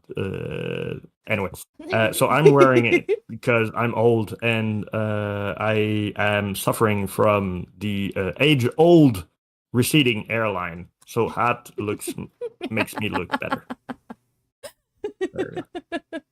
I've said it. It's do you guys So, do you have you guys gone to a lot of conferences? We have a been to really recent? narratively driven emotional game. It's really not something that is selling well on the internet, but when you meet people in real life, you can make them cry and then they want your game. So it's, for us, it was always a perfect fit. The more we meet Yeah. people, the more we can talk about why, the best it is. So we did a bunch of them. We did PAX in Boston. We did PAX in Seattle twice. So fun. Yes, it was. So fun. I ate flying, Ben. I ate You flying, collect but collect tears. Yes, they're missing. I'm giving them a lot too. I cry a whole bunch with people I meet. It's so exhausting to do even because I just spend my whole day crying with people. But yes, it's really cool, but it's really costly. It's not something, we're not doing any event lately because we've released the game and we don't have the budget to do more events. But when you have something closer, we have some in Montreal, but they are mostly for like comics, and it's like Comic-Con and things like that, but there's a side for indie game, but it's not a good crowd for it. It's not the people that wants to learn about game, but it is an amazing experience for us to pitch the game, to talk about it, to define how we talk about it, to see what stick and what doesn't, to have people try the demo, to have people break things and have opinion on it. So it's a great place to do that. It's not the best place to make wish list, but if you don't have to pay, or you have like a really small amount to pay to have that opportunity, I think it's really valuable, because it's still gonna help you at the end to know how to talk about your game and how to sell it. But you need to be to understand what kind of event you have. Is it an event that you're going to gain wish list and visibility from it, or is it something that you're going to gain more skills into it? So it depends. I mean, I'm seeing it right now. Zon on a booth, single screen, big TV.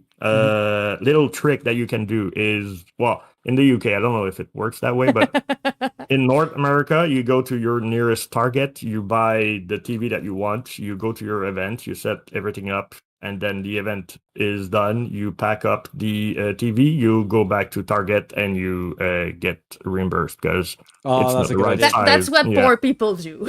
So that's how we are noting. We were feeling so bad about doing it, but like I've been with the team. Small story.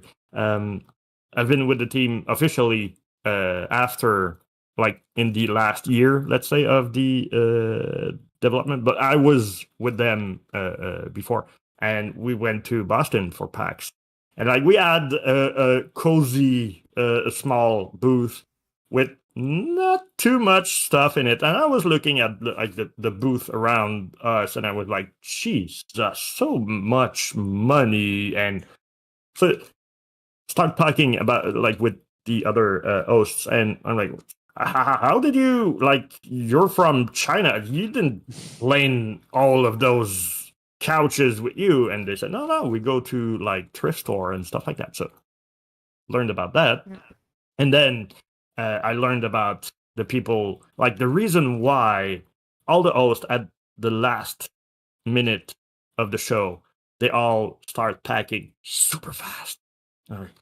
Why are they so like on a craze? They need to bring back 20 TV. Oh my god! Yeah. In Seattle, we had a booth in front of us that was like 3 times our size. Every screen that was there was going back to Target. Wow. So you should have seen the race of people going out of the conference center, going down the hill to get. We were running because, like, you don't want to be the last one because they're gonna suspect something at some point. Yeah, that's insane. Yeah, that's clever though. Yeah, it is. It's folklore rentals. Yeah, yes, it's gonna be our new. I mean, our new way to make money. We're gonna rent. Officially, you cannot do it. The conference center will rent screen and stuff, but like it's the same price as buying it and keeping. Oh, Kenny. After, so. Oh, Kenny. Yeah. If only. Yeah. Yes, it is. Oh my God. Yes. It is. Seattle is. It's a hill. Yeah. I said hill, but it's more like a mountain. But yeah, it's something. Yeah. Yeah, with a TV on his back, going down that hill to the target. There was leaf on the box at the end because I like hit a couple of trees on my way down. They don't have a choice because it's in their politic. You have 30 days to bring it back, and it was in the same state as when we bought it because we used it for like 8 hours a day, 3 days. But yeah, no, it's we were like a couple in Target and like speaking with the guy. Do you think it would fit well in our new home? I'm not sure. I'm not we sure. Need to try. We had the old backstory with it. We went, but like we're working in like an industry with a game that is narratively driven, so it comes like second nature, making up stories. But I don't remember why we were talking about that. But I would spring events. We were talking about events. I was going to say, one big TV on your booth, right?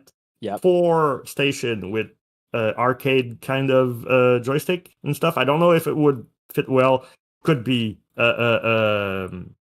it could be Xbox controller too. I don't know, but I would put money on the table that you would have a line of people waiting to try your game. It's a very like arcadey kind of like party kind of looking vibe. I think it's which is kind of what I've gone for. Have you looked into porting, or you just want to go PC? Oh, I would love to do porting, like port to console, and like potentially even get a mobile build. That would fit. Because I think it would really fit. It would really suit that. The thing that I'm going to have to take into account is like, is it worth it? Is it worth the extra effort? How much effort would it be?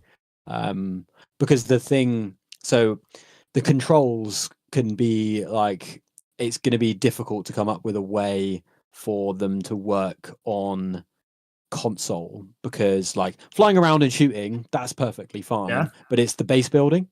So like, it's when you go onto like and open up the build menu, like how do you select the grid that you want to place things easily with a controller?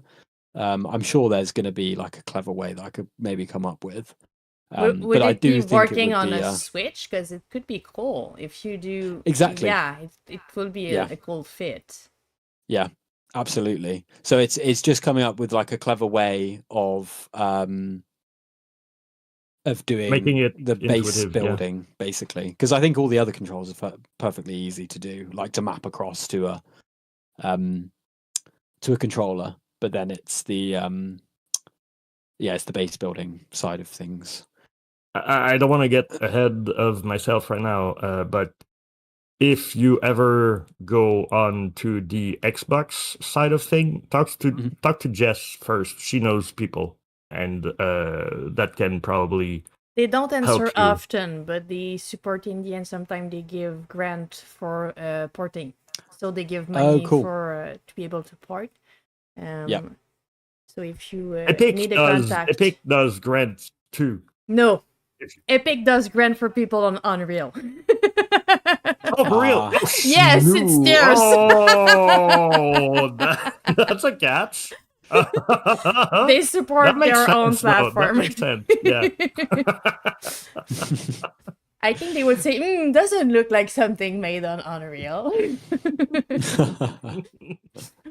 But yeah, that's interesting. I've heard of these game grants that I think the UK government is actually just put a pot of money aside for that as well. That was one of my questions. What's the scene on the game industry on your side of the world? What does it look like? Do you have like other dev that people like do meetup? Do you have events? Do you have like a community of devs? I don't know. Yeah.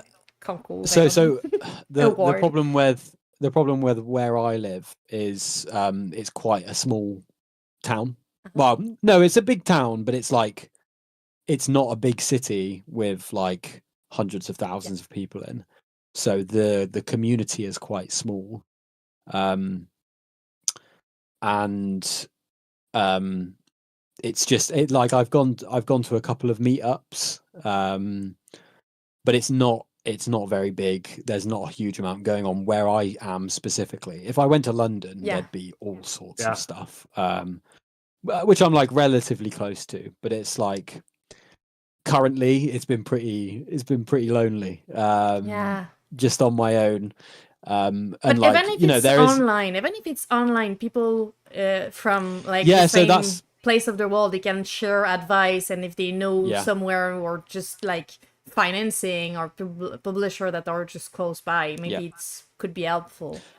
Absolutely, yeah. There's so like it is a small community, but there's not like a huge like I think it's only me and this other guy in this Discord server that have a Steam page that are like actively working on a game. And then I think there's no, that's not true. There's other people working on games as well, but it's not massively active, which is a bit of a shame. But like there are other communities that I'm getting involved with. Like I joined one yesterday. There was this game that I saw on Reddit that looked amazing because it was like a real-time 4X game. So like imagine Civilization. Jeez, but it's like the map is absolutely ginormous, and you scroll out and you see like all the different regions and stuff, but you can zoom all the way in and it's like an RTS game. Like you've got armies going around, cities that you build, but it's all real time and the map is absolutely ginormous and it looked fantastic. And I just messaged him and I was like, this looks oh no, it was on the Reddit. I don't know if you know the subreddit Destroy My Game. Oh yes, it was in there. So it's basically a subreddit where you submit a video of your game and people just let loose on it and just basically say this is absolutely terrible. Fix all of these things. But that's like the whole point of the subreddit is to constructively critical. Especially when you're an indie dev or you're small and you don't have a big community around you. There's little to no one that's gonna tell you what's shit in your game. It's gonna be a friend that's gonna perfect, it's so cool, you did great. Yeah. Congrats. And it's like, no, destroy it, please. Fuck me up. I want you to improve, don't tell me it's perfect. It's not, I know. Yeah, 100%. But then as well as like you don't like the majority of people that I know like aren't gamers, so it's like, well, not necessarily. Most people that I do know are gamers, but they're not like massively into the game that I'm trying to make. They play like big AAA game twice a year, but they don't necessarily usually. Yeah, there's people like that. There are definitely people that I know that are into more niche games and stuff, but there's like they're not really into this sort of game. Mm-hmm. If that makes sense. So it's difficult for them to... They're not your playtester that you want, yeah, exactly. So it's... so I saw this guy's video on that subreddit and I gave him some really detailed feedback. I said to him, like, this would be something that I would instantly buy because I absolutely love these kind of games. And then I just got involved with his Discord group, and like it's quite small, but it's like there's active people in it, so it's really useful to communicate with. Are you in the Discord aftermarket and indie game? Yes, I am. Okay, perfect. Yes, yeah, I'm in that one. Because usually sometimes it happens that people say no, and I'm like, you need to. Yeah, please do. Yeah, I've definitely seen some good threads and stuff from. Even if it's just to follow all of those events and keep track, because there's more than what's shown in that Discord, but there's still plenty of them, and it's really useful because it's going to be the best place to go to be able to have visibility and have more wish lists on your Steam page. So it's a go-to for sure. And also when there's less of them, but some influencer share there too, so you're able to reach out to them if they want to look up your game, because it's the harder part that we've found when we were releasing the game. It's just being able to talk to someone, because they're, especially journalists and anyone like writing about games, they receive like hundreds of messages every day, so they don't give a shit about anyone they don't know. So you need to work early and like put the game try and get the network out there. Yeah. So even if you're So- not releasing anything, just reach out and say, just wanted to show you my game because you've liked that and that game, and I think it can look alike. And you just Yeah. introducing yourself. So every time you're gonna do it, you're Yeah. gonna be more of a familiar Yeah. face. But it's so long and it's such a pain. Absolutely. Yeah. So the big tactic that I'm going to pull at some point when I have like a play test available is just to find as many. I might even program like make a program to do it, but literally like curate a gigantic list of streamers to then just email out wide. You know, maybe involve some ChatGPT prompt to say, like, try and personalize the message to the specific streamer, and just try and automate it all, and just try and get some bites out of it, because I think that's such a massive tactic that you can use, because then from there you're getting it in front of everyone's face, but then you're also like these communities, like if you're getting it as many faces as possible who follow certain streamers, then you're also like, people will just say, oh, this game looks really good, I saw this streamer play it there, and then, you know, it snowballs from there. So that's definitely a tactic I'm going to use. If you have like about 200 people in your list, you're gonna get like 1 or 2% of those that are gonna do something with your message. So you need so many of them. Zon is reaching a very wide amount of player game. It doesn't depend. Base. It's not about the game. It's about opening and reading. So that's why it's about 1 to 2%. So that conversion rate, what I would suggest, and like take it or leave it. I don't know if it's a good suggestion, but if you are automatization. If there's an automate like the Twitch. So if you're doing that, say it right in front. This is not a spam, but it is automated, right? Yeah. Because we've received so many emails when we were coming like close and after the game released, like scammers that wants free keys using fake accounts, and or people pretending to be other people. And I mean, at some point you don't even know who's real anymore, and people just want keys to like sell on the gray market.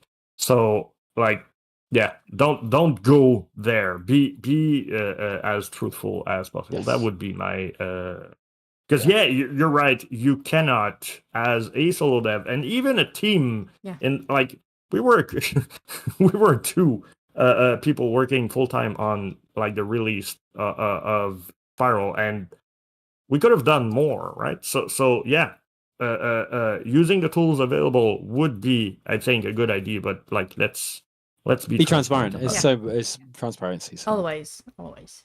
Yeah. I am alone. I need to write to about 3,000 people.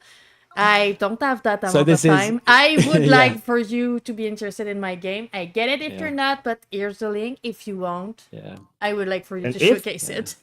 If you program something that makes that personalized go easier, either sell it or open source or that's something. That's a revenue stream, right? Yeah, that's a good point. I would say if you sell it really cheap for the tiny people, because there is those kind of tools. They do exist. They are about 4K a month. Oh wow. Yeah. That's insane. Yeah, nobody can buy that. It's just the big people that can do it. I've met with so many people trying to sell me like monthly subscription to have access to streamer in general and like profile and have a way to contact them that is easy. And they don't contact them for you. You just have access to them. You can round up your list and have email address easily. And it's thousands of bucks a month to be able to do that. It's shit. Because I will never have the money for that. Most people I know will never have the money for that. But I understand that there's a market for it. So if you want, you can. But if you want to bring those tools to smaller indie, I'm sure a lot of them are going to be excited to pay a solo dev and not a big people that. Absolutely. Yeah. That's it's definitely something that I want to investigate to see if I can do, because there must be like they're definitely ripping you off insane they are. amounts. Like there's no way that costs that much. And their tool Like, makes but- mistake yeah. as anyone. Sometimes they don't Yeah. share the right information, and you're like, so you're not gonna tell me the right thing, but you're gonna make me pay that Charge amount? me. No, Yeah, no, it's thank you. wild. That's the thing though with the games industry, I think, like especially over the past few years, is there's just so much money in it that it just attracts the wrong people that make all the There you go. worst decisions. Like On one side, you've got the AAA making product, not games anymore. Yeah, but, they're like, making just product, trying yeah. to Yeah. push their shareholder their value share up. prices Yeah. up, and then you've got like all the service industry that Yeah. siphons out that money, and then they like offer their services to indie game studios. Yeah. But they won't be able to, like, if a studio is able to pay that amount of money, that means that they've already done it. They're already there. They don't need that service. Yeah. So I give a tiny mention because I know we have friends in the chat that are a content creator and they're using Keymailer and those kind of tool. I have a little mention because I've seen a bunch of people talk about those things. Be aware, sometime if your game is on the chart, they might take your game and put it on their website, like asking content creator to reach out to them to have a key of your game, even if you did not ask for it. And then they're gonna ask you, "Hi cat, hi cat." I have a kid. oh, we've got a Oh, cat. you're so Yeah. cute. So I'm not a That- complete. that's I'm not a such complete a- solo dev. Oh, you have a kid. Oh my god, Oh, the Yeah. beautiful that face. is a beautiful cat. So Oh, cute. you don't need me for your Twitch. You What's just need the a name cat of cam. the That's baby? Yeah, it's just a cat cam. We're gonna be fine. What's the name of that beautiful baby? She is called Darcy. Oh, hi Darcy, Darcy. yeah. You're so cute. So I'm not a complete solo dev. Oh. I've got two Beautiful. lovely little helpers. So yeah, I've got Darcy and another cat. Oh, She's sleeping in front of my keyboard. She's my working what's her friend. name? It's number 4. Number. I have 4 cats. Oh wow. They are not named number. It's just that she was not supposed to stay. She was supposed to get a family because she was found outside and she was like tiny like that. She was like a couple of weeks old. So I was like, I'm not gonna name her. We're gonna find a family for her, but you've seen her face. I could not. So now she's number 4. Has she been there the whole time? Yes. Oh, that's so cute. But yeah, so Keymailer, so they take your game, put them on their website, and then they ask people, and then people ask for keys, and then they go to you, and then they say you should give us money to have access to all of those people that wants to play your game. And then you have the choice to either pay them, or if you don't, they're gonna tell people that you refuse to give them key. Oh Oh wow. wow, That's shitty. I didn't know that. They are shitty. And so if you see your game on their website and you don't plan on using them, you can write to them, I did not give you the right to use my game. Get it out of your your website. You have the right to do that. It is your game. They're not supposed to do that. I thought they were nice. They're shitty people. I don't like them. Well, It's just Maybe Nuri, not, you don't have maybe to not go back. Nuri. Maybe they choose to be out there. But yeah, apparently it's a thing. Yeah, So yeah. that's so sad. Yeah. But yeah, that's just Yeah, and there's the piracy side, which probably won't affect you as It's much cool. since it's a multiplayer game. Mhm. But yeah, the piracy side is funnily enough a nice way to market your game on a more human value side. So like I was quite happy when I saw Spiral on the Fit Girl thing, which seems to be like the big trend right now. And I was like, oh, we are worthy of being pirated. Jeez. And I started commenting on like the actual pirate site and like, guys, don't, I mean, you can download it, but like, we have keys. Like, let's like, I understand that people don't have like the money all the time. So, hey, if you want to play my game, Jesus, man, DM me and everything. So, yeah, it's cool. But yeah, there's when you're gonna be ready to release, when there's gonna be a date up there on that page, there's gonna be plenty of email towards you. Yeah, you should add a folder in your email account.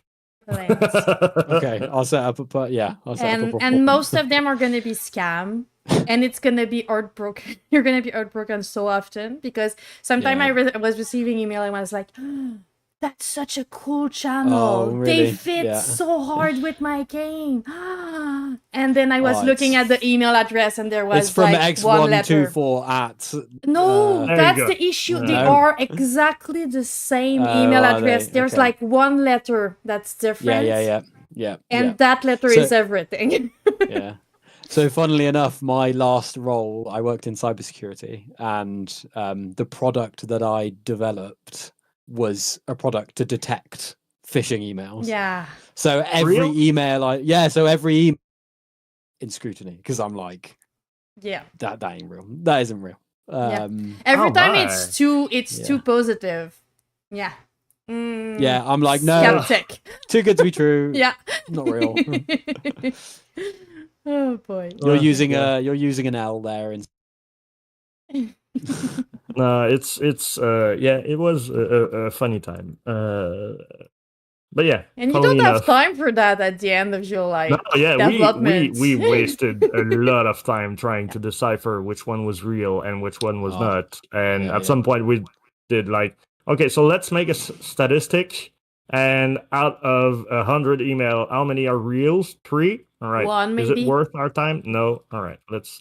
And that's sad. That's sad for people because some are real, but you don't treat them anymore because there's also those fake YouTube channels. I don't know if you've encountered some of them, but it's AI generated content, voice, everything. And if you look at a bunch of them, they all have like the same voiceover over vid, and you're like, yeah. Or it's just like copied content from actual content creator. And then they just like siphon out the video. Did you hear about the new legislation that YouTube is the new terms of service? So no channel that produces AI content or copied content can be monetized. Okay. Oh, at least. So that's a big step in the right direction. That's a big step. They now need to define, and that's when the shit will hit the fan, is defining which one is AI generated and which one is not. Yeah, that's going to be a challenge for them. It's not going to be perfect. Yeah, it is. It's such a good move, though. I know it's a rough subject, and you might not be open to talk about it. But as a solo dev, did you have a take on AI content and how people build game and the transparency towards using AI to make games lately? Yeah, I think like I see video game as an art form, and I think as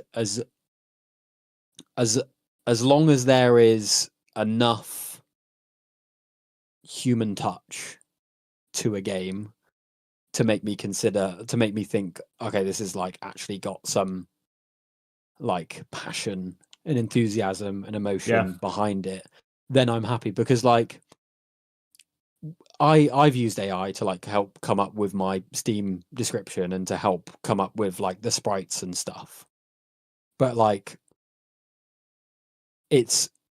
I'm using it to help me kind of express what I want to express. But if it's like literally the whole point I'm using AI is to try and make money and to just make slop, then I'm not really on board with that. And like, especially with like these big corporations as well, if they're using AI work when they could easily pay a real person, and now that's someone's livelihood at stake, Like, unless there's a really good business reason as to why they've made that decision, like, I think that I'm not necessarily on board with that. Because I wonder a lot, because there's a side where people use AI as placeholder assets in their game. And I'm like, yeah, but you can also just find free assets on most store. So why? But sometimes, like, it's not always what you need. Like, sometimes it's not I agree. always exactly what you're after. I agree, but if you're putting placeholder in, and I'm talking in what you're Oh, sharing, sure, if you have stuff. if you have a demo of something and you're sharing a demo of something, it's a situation we had a talk with another dev earlier this month. If you have a demo of your game and you decided to push your demo with placeholder AI content in it, and you're not telling on your Steam page that there is AI content in your game, but you're telling yourself that you're not putting that stamp because it's just a placeholder and the full game won't have it. You're putting yourself out to be criticized for your lack of transparency because there is AI in your game. Yeah. Even if for you it's a placeholder, you could have put something else or not put it at all, but you decided to put AI inside of it and you're not telling the people. So the people feel like they cannot trust you anymore. Do you think it's something that it's gonna go away and people won't care at some point, or do you think that we're gonna need to change our way of seeing it? Yeah, I do. Honestly, I think it's so hard to say. It's a rough subject. And I do like it's, and I do, but I do think that the world will come more like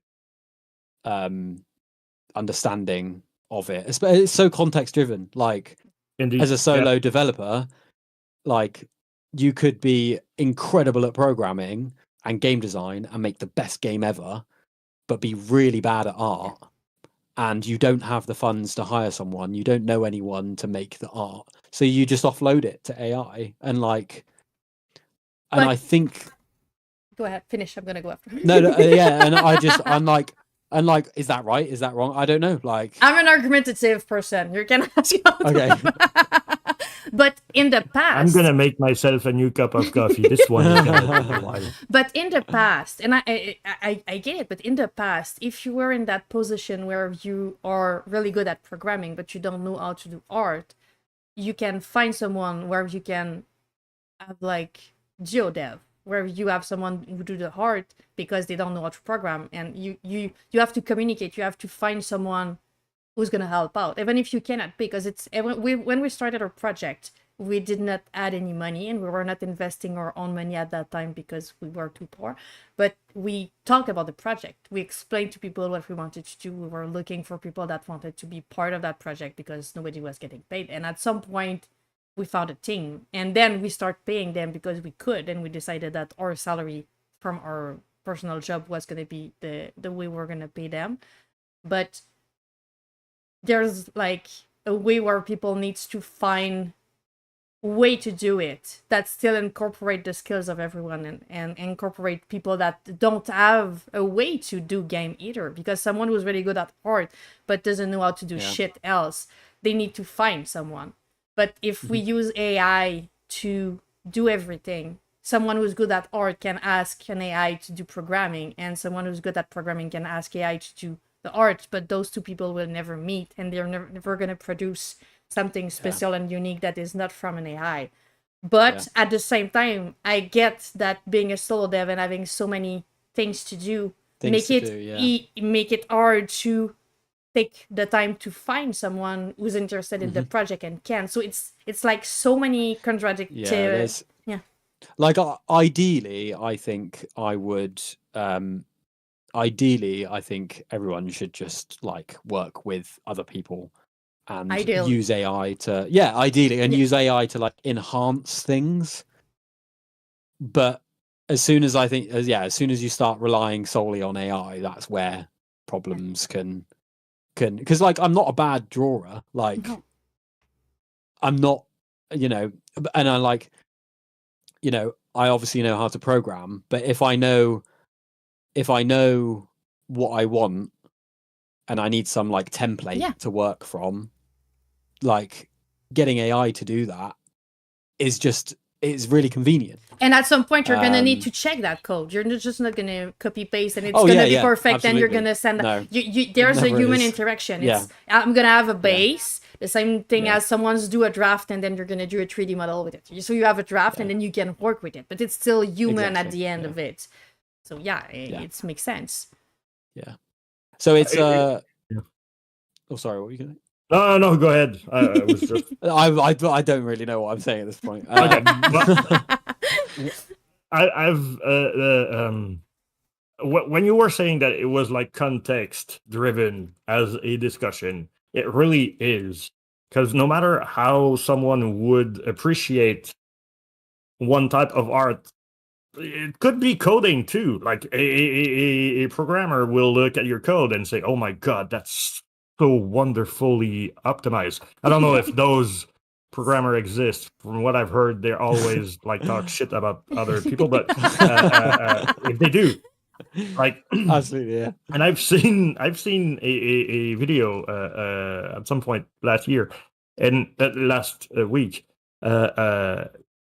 which wasn't talking about like AI art or something, but I think anyway, it went like this. There's like a lady and a man, and the man says they're like in a gallery art, and the woman, the man says, "I don't care who did that painting. I just appreciate the art in itself. It doesn't add anything to me to know who did what, right?" And so the lady looks at him and says, "I love you." And so he was, "What the fuck? Ooh, what? Why?" So she says, "See, the from where whatever you're receiving comes from has an impact. So me, the lady that you don't know, saying I love you, you are weirded out by it. But if it was your wife, would probably be like easier to receive, right? Or maybe more appreciated. So I think it's a nice image of the AI art side of thing, or AI creation. It can be pretty, but it's so less if there's not someone behind it. There you go. It doesn't have the same impact. Yeah. Again, depending on Context. who's looking at what. Yeah. Mm-hmm. So. I agree with Kenny saying that as a consumer, it'd be skeptical without transparency, because it's difficult for someone who's not trained to see what AI, what's made by AI. It's difficult. So there's people that don't care, but if there's people that care and there's no transparency, there's always that skeptical of like, who did that? Is it human or is it not? So yeah, I think transparency is everything. At least if you're putting something inside of it, explain it, show it, and be transparent about it, and people are going to be way more welcoming than if you try to hide it and then they're feeling like they're being lied. You're trying to dupe them. Yeah. There's also the ethical aspect of like, you know, you're getting AI to make something for you, but because AI, like the things that it generates is based on things that humans make. So like if you've got AI to generate you something, where has it learned to do that from? Like what specific thing is that? Like, is that even legal? Like, have they are you not giving credit obtained to? the thing that is so? As I mentioned, my girlfriend, her brother is a voice actor. Yeah. Oh, that's a touchy subject. There's some big lawsuits at the moment going on because people are claiming that this AI is using the likeness of their voice, and they haven't got the license. Isn't it Sakura just like signed something last week about the fact that there's new rule that every movie needs to do to have like sometimes sang with voice actor and with actors, that they cannot use their voice and likeness with AI? I think it's like it was last week that I've heard something about it. I'm not sure. I haven't really kept up to date with it, but from what I know is that big companies will not go for AI generated voice actors because it could just the risk of a giant lawsuit hitting them, and like there to be like defining legislation in a given country. And to be fair, we're not there yet. I don't know if it's just because I've listened to too many voice, but it's a bit soulless when they use AI for voice There acting. is, yeah. It's weird. Like the video, like there's always with AI stuff. I think there's this uncanny valley, certain aspects to anything that's AI generated that you're like, if it's like complex enough at least anyway, where you're like there's this slight weird thing that I can't really identify. That acting is so. I know it doesn't look complicated, but it's complicated to act, and it's not something anyone can do. It's specific. That's why some people are better than others. There's something about it, and if you try to make that emotion go into your voice, you need that emotion. You need to own it. Yeah. AI cannot own any emotion. Yeah. So like it's easy to tell when something's being dubbed on Netflix or something. Yeah, indeed. Like Squid Game. Like I'm like, that's being dubbed. Because the physicality is such a big part of your voice. And it doesn't fit. And voice acting is really specific too. It's not the same talent that can do voice acting and acting, because you need to just act with your voice. It's so difficult. Yeah, you do. Oh, absolutely. Yeah. But yes, I was talking about the SAG negotiation. Hold on. Vivi, the SAG negotiation, I think, if I remember correctly, it was part of the big grève. What's grève in English? You know, when people with stop working and are mad in the street. You know, the protest, but it's work related. What's the word? A strike. Yes. Strike. Thank you. Strike. Yeah. Thank you. True French people. That is work related. So I think it was part of their negotiation last year. But I do think that they had to put it out because it was too complicated. But yeah, my question is, Ben. And we're gonna need to wrap that up at some point. We're closing on at the some tree. Point, but it's like it's what 8:30 at your place. Sorry. What I want to know is that you've like referenced your brother-in-law, so to speak, a couple of times, but you've never said his name. Is it because he's like a superstar of the voice acting world, and you could not say it without having to pay his name, or did you sign an NDA? Don't use his likeness. No, I can absolutely. So his name is Scott Tunnix. Yeah, I'm just plugging. That was my girlfriend. I'm plugging. I'm plugging your brother. Cut. Yeah, Scott Tunnix. I'm gonna write it that way because. Google is not helping me with my he is on Instagram. Hang on. Yeah, I think I got it. Yeah, I got it. Yeah, so I was just writing it really wrong. Oh, so many things. Wait, hold on. He's on Instagram. Is he Australian? We have a voice of Path of Exile. He is English. Hang on, let me. Okay. We have a voice in Path of Exile, but we also have the voice of Piglet in Winnie the Pooh. So I'm excited for that. That's sweet. Oh, that's. He was on a Kit Kat advert. So he's like, have a break, have a Kit Kat. I don't know. Wait, Kit Kat's. Oh my God. Kit Kat's in. Wait, a Kit Kat's in America or? Yeah. Yeah. Okay. Yeah. So he's definitely been involved with some Vampire Survivors. Yeah. Oh. He did. He knew them when they were quite small, actually, and he's done some voice acting for them. Warhammer 40k Rogue Trader. Yep. Okay. So he's been around. And I think I'm allowed to say. Do you know the new game Blood of Dawnwalker? No. The Blood of Dawnwalker. It's a CD Projekt Red's new project. Do you know CD Cyberpunk and The Witcher 3? They're doing a new project. I haven't heard about that. Oh, it looks really good.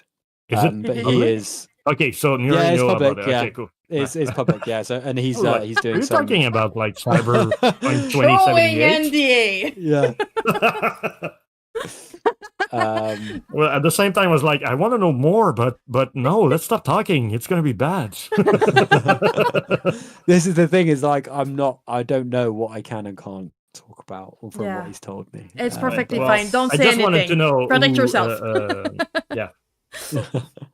Well, props to him. Yeah, he's doing fantastically well. That's Yeah, he's cool. won lots of awards. It's an hard world as like to become a voice, like a recognized, a working voice actor, or at least in North America. It's not It an easy is. thing. No.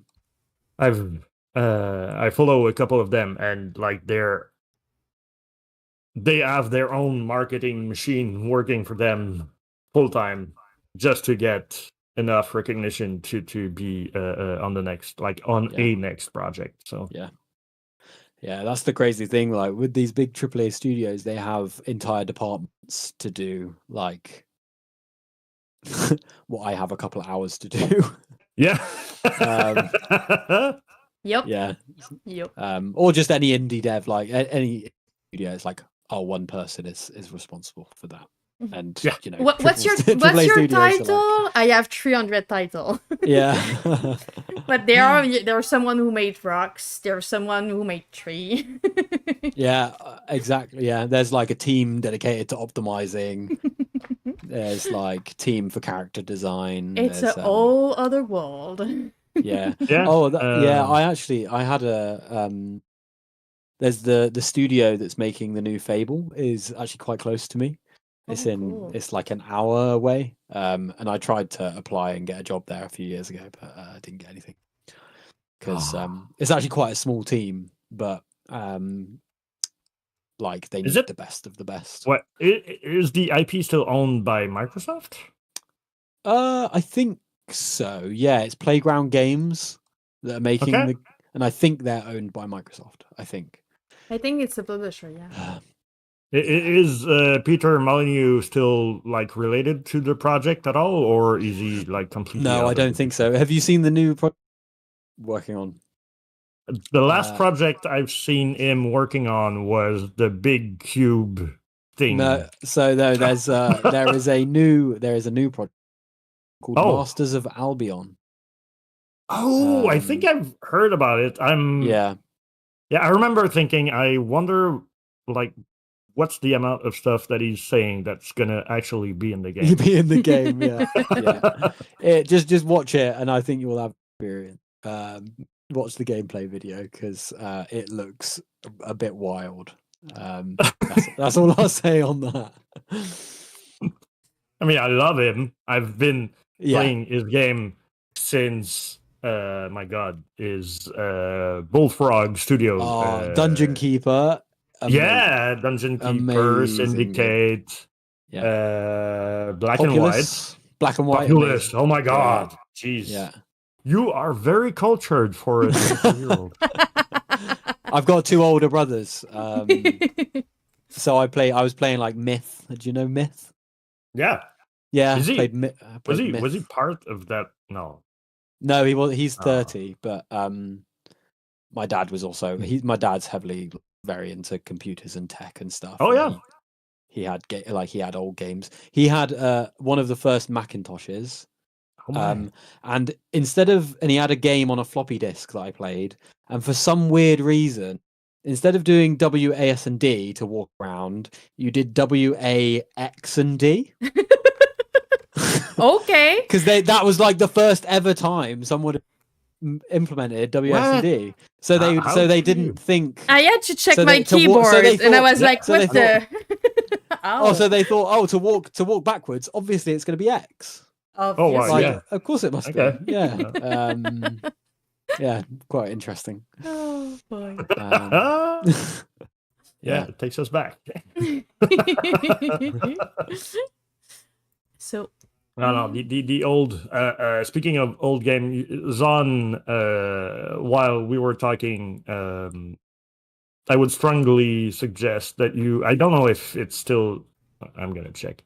There's a game on the Amiga that came out, and like I'm a weirdo in North America because Amiga was really a thing when I was a kid. Well, in North America. I know that in the UK it was pretty much everywhere. But yeah, there's a game that came out on those computer that was called Ebon Star, which is kind of I still can find it. Which has like your game has a vibe that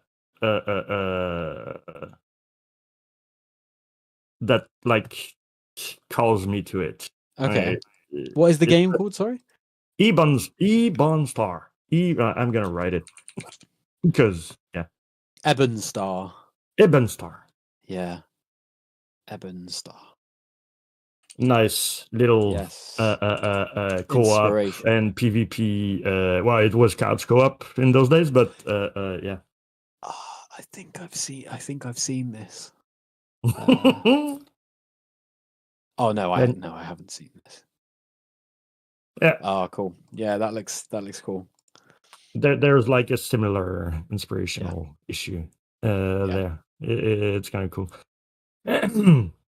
Played way too much of that game when I was a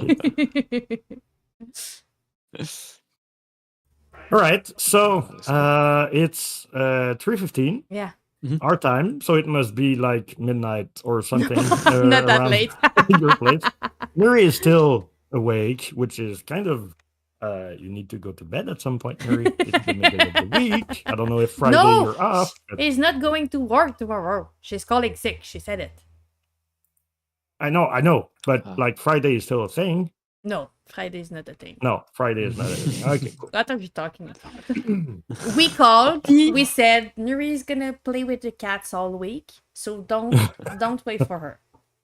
Don't wait Friday for her. canceled. And don't forget to pay her, though. Yes, you need to pay her. She needs to give the croquette to the kitty. So yeah, you there need to you go. give money. So Ben, since we're gonna close that stream, before we do, we usually have some deep questions. Deepest of them all. I've been waiting for this the whole time. Okay. So the chat should like know, but we've had like a vibe check before we did the and like Ben knows that I'm gonna ask the hard questions. So he said yes, so he cannot go away now. He has to answer that. So Ben, you're gonna have to answer those questions. You're gonna have to look deep inside your soul, right? Okay. Is it gonna be like pepperoni on pizza? No, sorry, pineapple on pizza. No, Yes no. That's unacceptable. We don't ask. We take for granted that you don't do that. Okay, I appreciate it. Although Thank you. It's too deep. That's too deep. We don't go that deep. Hold on, Jess. Doesn't one of our like character in Spiral put that on his? No, he doesn't. No, I have. No, Nuri does, but she has others like great redeeming qualities, so I don't really care. But you know. All right. I love you, Nuri. You have the right to put all of the pineapple on your pizza. So Ben, look deep inside your soul. You've lived a whole 25 years on this planet Earth. You've had a dad and a mom, presumably. A couple of brothers, which I guess. You've got a girlfriend, which would say that you have a functioning social life. Maybe. Because single people don't? No, they don't. Look at me. All right. So look at him put his feet inside of his mouth. I'm reflecting on all of this. Yeah, no. The introduction is to give you the time to process all the information. At a certain point in your life, you've had highs and lows. Laugh, cries, blah blah blah blah blah. I'm getting nowhere with that, so I'm gonna go straight to the question. Pain, love, thank you. Blood and sweat. That's what I was missing. So take all of that, this whole experience that you've had, put it into a box. Yeah. Put a top on that box. Put the box on the side, and tell me what's your top 3 games all time. Top 3 games all time. I mean, the only one I'm making laugh with that whole introduction every time is Because Death. I'm And that's hearing the it only for like reason why 3 I'm doing it. minutes. Like it's so long. Okay. But I do want to know top 3 game all time. I definitely say, as I mentioned earlier, the Elder Scrolls 4 Oblivion. Absolutely. That's such a difficult question. Yes, it is. Yeah. It is. Because like there's games that I think I look back on and I'm like, oh yeah, absolutely. But then there's games that I've played recently. Like, oh yeah, absolutely. Yeah. Well, it can be like that's the all-time side of the question. It's because like, so yeah, Elder Scrolls 4 Oblivion absolutely is on the list. Can I give you 4? Yeah, go ahead. Yeah, you can. Of course. You've So I'd say- listened to the whole introduction. You have the right for flexibility. I can say as many as I want. So Elder Scrolls 4 Oblivion, Deep Rock Galactic. Oh, that's I don't know if you've played that. I Amazing didn't play it myself, but Yeah. I've seen it. Yeah. One thing I forgot to mention is like I absolutely love co-op shooters. Yeah. So So that's people- like I played Left 4 Dead religiously for unbelievable amounts of time. Oh yeah. Yeah. So yeah, I would say Deep Rock Galactic, Subnautica. I think I played that Really? game. The first time I played that game was for 17 hours straight. Oh Jesus! Have you? Okay, hold on. Question: do you have any kind of fear of the deep? Yes, absolutely. Okay, so that's what got me. Have you tried it in VR? No, but Okay, I'd don't. probably hate it. Do not. It's well done in VR, Yeah. but if you have a fear of the deep, it's really important to have a screen between like your It's a eyes traumatic and the game. experience. Okay. Yeah. Oh, it's 15 just minutes. horrific. Just thinking about it is just 15 minutes in VR. Yeah. I was I forgot I was in VR for It like is. a little while. Tried like shouted. You like- open your eyes and there's just Leviathan in your face. Like, Well, I mean, it's like, I've been playing that game for so long. I know like how to get deep quite fast and blah, blah, blah. And you're like, oh, it's VR, nice fish, that's cool. And you kind of forget the stuff that comes up in your back and you don't know about it.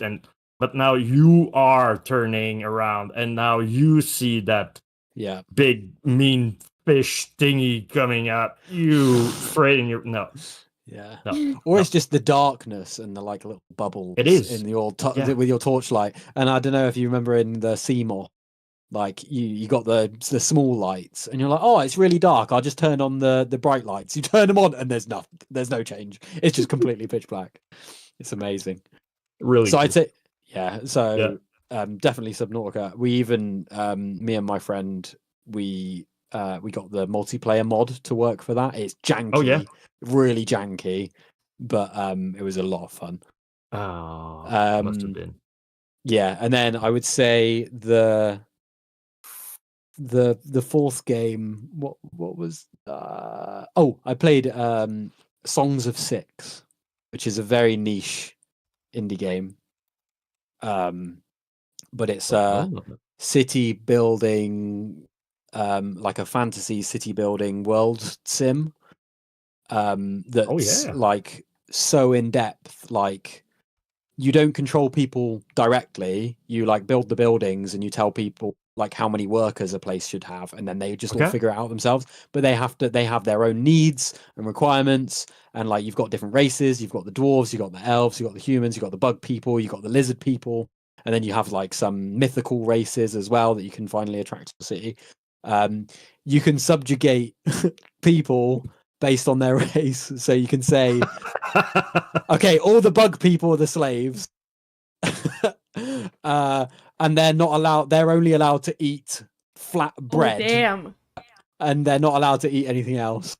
So you've got like the resources management. So you've got the resource management. Like if you follow along one individual citizen of your city, they'll have friends. that they'll go and hang out with. No way. And then they'll have enemies that they'll go and argue with. It's honestly amazing game. They have an unlimited demo that you can try.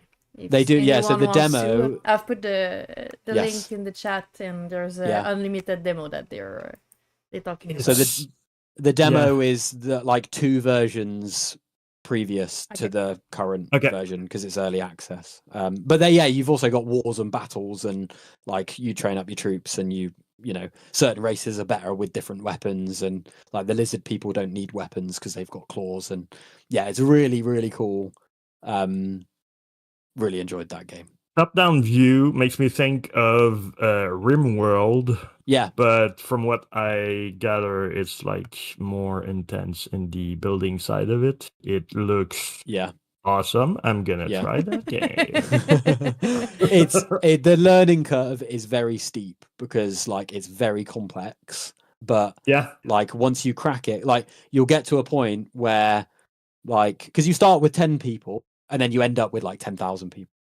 And like it's really interesting once you hit like a growth cap and you're like, I can't get past this because there's something wrong in my economy that's stopping me. I need to figure out what specific thing is. And then I have so many dials and levers I can turn to then create another boom like of population explosion. It's just a very interesting game that you can sink a lot of time into learning. It does it can get frustrating because like, well, of course, I mean, suddenly you don't produce enough food in a year and all your people die of starvation, or like they all freeze to death during the winter because you haven't built enough fires. It's just I really like those games. Trying to figure. I mean, I'm a big SimCity, City Skyline kind of gamer. Oh, and awesome. I mean, every time there's like a new version or a patch or a DLC or whatever, I'm always like, okay, let's start a game. Let's figure out how I'm gonna like break everything, and then let's do a real one. Let's do a proper one after once I've learned how it works. Yeah, there really does. He also loves stress. He tried making me play City Skyline, and when I was playing, at some point he told me, you have the same face when you're working than right now. And no, I'm not enjoying myself. It's stressful. I need to make everything work. It's like... There's traffic everywhere. I don't play to get stressed. I can get stressed on my own. No. I mean, no. She got the answer right. She just did a train station, and all the rest of the road were pedestrian only, so no traffic there. Nope. There you go. She fixed it. I'm sure everyone would be happy in real life if I got rid of all of their cars. Well, I mean, it's. Anyway, I'm on Cyberpunk right now. I have a question for you, Ben. I really like talking to you. It's really interesting and you're really cool. And I would like to know if when you're going to release your game, you'd like to come up again to talk to us, to kind of chat about the like end game experience of releasing the game. And at that point, you're going to be able to say like, buy it and not just wishlist it. But I think it would be cool because there's like plenty of things that we've talked and we could talk more. But it's been a while now. But we could continue talk, and I think it would be great to have you another time later during development so we can assess what you thought was going to happen at the beginning and what happened. I think it would be cool. So absolutely, 100%. I'd be really up for that. Perfect. I think it would be really interesting. My God, my English is going away. we're like, and so for our funny thing. For our first year anniversary, we need to stream for a long time on that date. It's gonna be hard to keep the English thing going. I'm gonna lose all of the R, and I'm just gonna talk with the potato in my mouth. Hi, Cash. How often do you talk English? Do you speak it quite often? Or yes. Kind of. Yeah. I do it too much in real life too, because I end up talking way too much in English and then I lose my word in French. So I go for English for some kind of discussion where it's just easier for me. But we do it plenty. I still sound like that, but we do it a lot. No, it's definitely very good. Do you want to come say hi, baby? Come say hi. Oh. Well, she should say bye Yes, she's saying bye. because we're going to Yeah. we said it was being a long time at 15:10 or something. So what's the closing word, Ben, please? Thank you all for joining and hanging out with us. Yes, and wish list. And wish list now. Wish list. Wish list Am I Yes. going that way? Somewhere over the rainbow. There. I I've think got the it's stream there. up. There, maybe. There you go. Yeah, it's that. Yeah. Zon. There you go. Please wish. Click on the list. big green button. Follow on the Instagram, and maybe at some point if you follow the YouTube, maybe you're gonna see new videos with Absolutely. more explanation. And you can find the YouTube link in the Steam page. So when you're gonna go wishlist the Steam page, you can click that on at the same time. Click subscribe. Yeah, click on all the buttons. And thank you, Kenny, for your kind words. Thank We you. try to be as interesting as possible. Thank you. Ben is making it easy. Yes, So definitely. yeah, it's kind of cheating this week. Are we rating anyone today? Yes, we are. And we are rating Mama. Mama? Because I kind of said that we would yesterday. Cool. Is Mama there? Because I don't think I'm Yes, she is. following her. Can you send me her name, please? Of course. Of course. Thank you. I'm gonna copy the In the link chat, and please. in the chat, please. Yes. There you go. Yes. Okay, so that's the name of Mama. J'ai-tu vu Barbu tantôt? Puis Yes. I'm sorry. Barbu est passé. Did I Yes. see? Yes, Barbu est passé. Oh, jeez. But Nuri said hi, and if you're still Oh, there, okay, Barbu. well, thank you, Hello, Nuri. Barbu. Hello, Barbu. Sorry, Barbu. I missed you. I mean, I saw you, but we were talking about AI or something. So thank you everyone for being there, and we're gonna see each other next week if you can, and we're gonna see Ben what do we have at next some week? point. Next week, At some point in the future. yes. Next week we are having Studio Mocha with Citadrill. It's an indie studio from Quebec. It's gonna be in English. But yeah, if you want to take a Oh, yeah, look- it's one of the GPs, right? Yes, it's a GP. Okay. It's a base builder roguelite game that we're gonna take a look at next week. Nice. Sweet. So Excited for it. Cool. I'm gonna explain it here because it's gonna just be easier. We're gonna rate. So Ben, I'm gonna leave you to Alto when we're gonna have rate because I'm gonna go entertain and talk to the person with rate. But thank you so much. Thank you so much. And I'm gonna talk to you after in chat, so it's gonna be easier. But I don't want you to think that I'm just leaving you. Yeah, she cannot listen to a My stream brain doesn't and, work like that. yeah. I'm not We've gonna tried hear it, and it anyone. didn't work, yeah. Okay. So thank you everyone. We're going on an adventure, and have a great rest of your day or a night if you're Nuri. So good night. Yay. Take care. Bye-bye. Bye-bye. Shit, Bye. missed it.